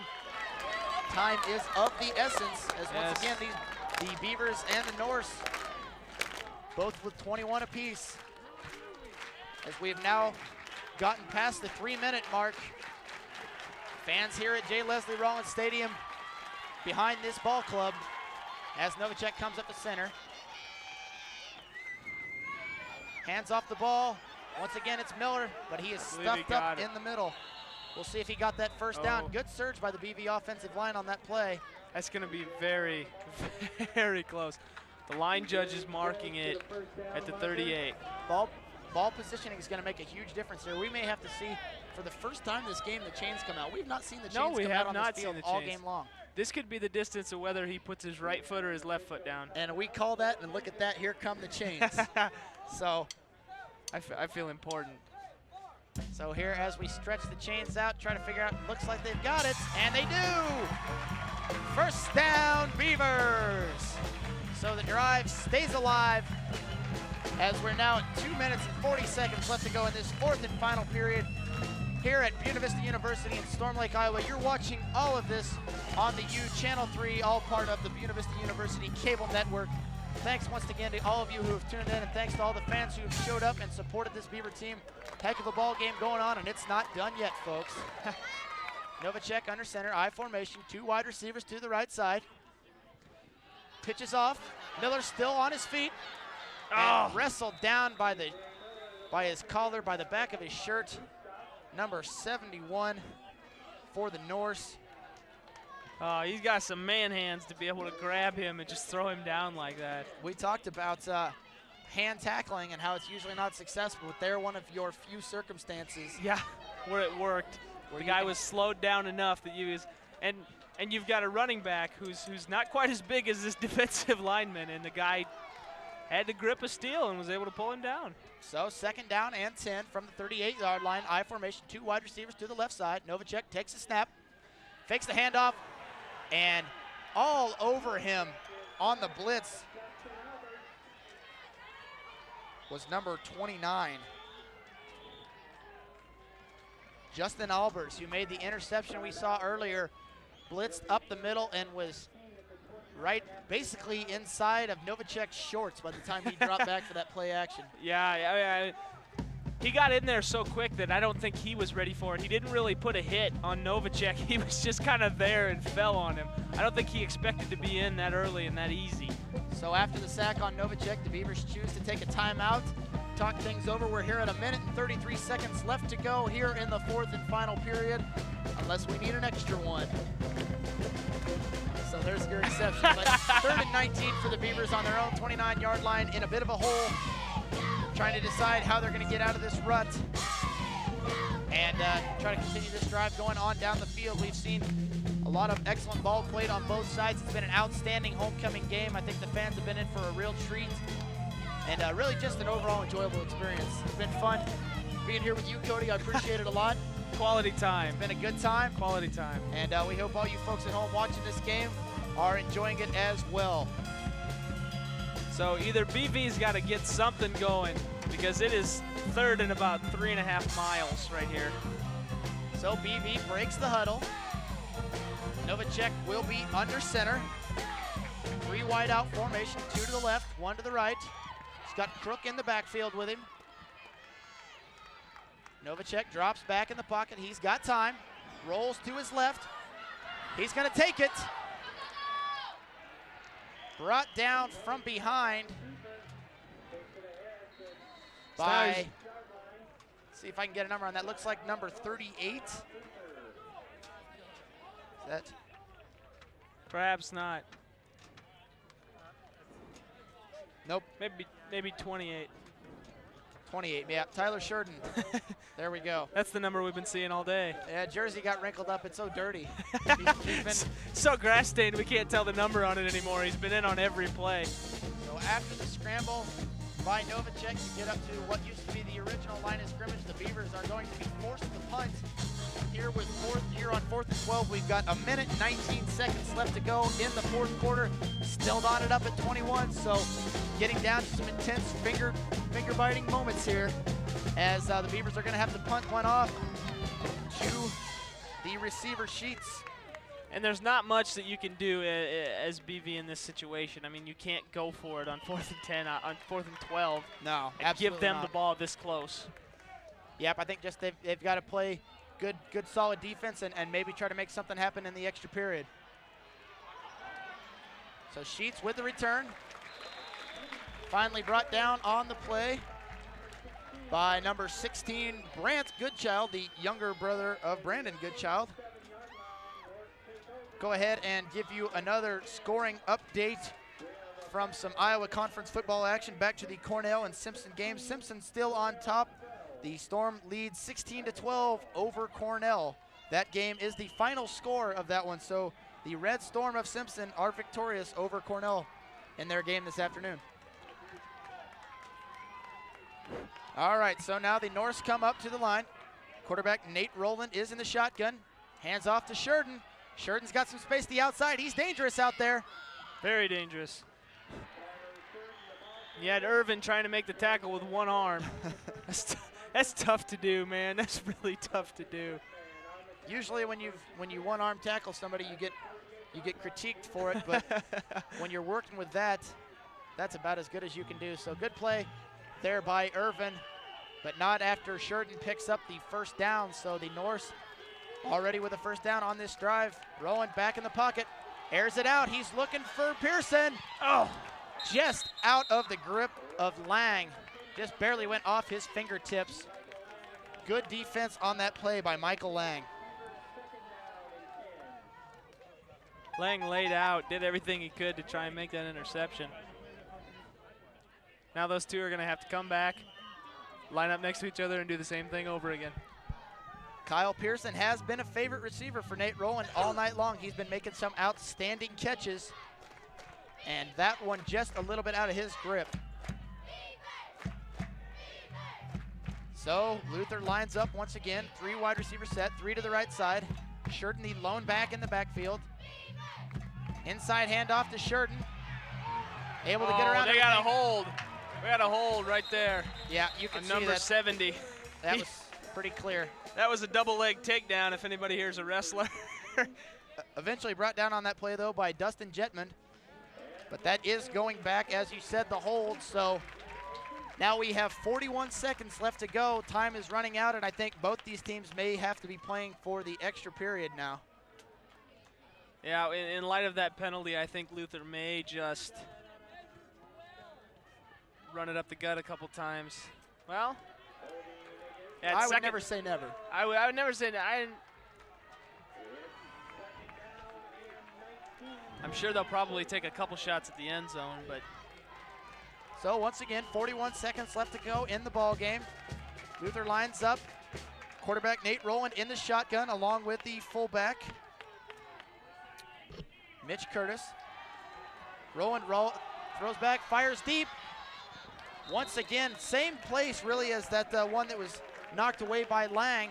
And once again, the strong arm of Rowland putting just a little bit too much on that pass. So now Luther's in a bit of a spot. There's 26 seconds left. It's 3rd down and 20. If they don't get the first down here, they have to punt and give BV one more shot. I don't know if I'm Luther, I might just down this. I think I agree with you. Take it into overtime. Run the ball and then be able to run the clock out might be the way to go. But the way they're set up, I don't know that they're going to go that way. No. Rowland is back in the shotgun once again, joined by the fullback Mitch Curtis. 3 wide receiver set. 2 to the right, 1 to the left. 3rd down and 19, 24 seconds. Rowland airs it out. He's got Pearson, does he? Picked off! It's intercepted by Hendricks. huge interception right there by Chad Hendricks, the junior. Makes a big play to make up for that pass that got wrestled away from him in the end zone. Yeah. That's going to give Beavers the ball with 17 seconds left to go. Let's look at the replay on this. Let's go ahead and take a look at this. I think Hendricks had excellent position. Once again, Roland throwing a little bit too hard, I think. He really aired that ball out, and Hendricks looked like he was the primary receiver, the place he was at. So yeah, he did. Nice play by Chad Hendricks. Beavers take over possession as they come up to the line. 2 wide receivers. Quarterback Craig Novacek under center, joined by Crook and Pearson in the backfield. Gotta wonder what they're gonna do. Takes here. a snap, kneels it, and we're going to overtime, ladies and gentlemen. Extra innings. You know what? I didn't think the extra innings analogy was that bad. I didn't either. That's why I just used it. Okay, so as we go ahead and prep for the overtime period, as the clock ticks out, we've got another scoring update for you here from Iowa Conference football. Co and Dubuque still going at it. 3 minutes left in the fourth quarter. The score is 7-12 in favor of Dubuque. So there is a look at some other Iowa Conference football action going on today on this fantastic Saturday. We're down here at J. Leslie Rollins Stadium. It's BV Homecoming 2004. This is all brought to you in part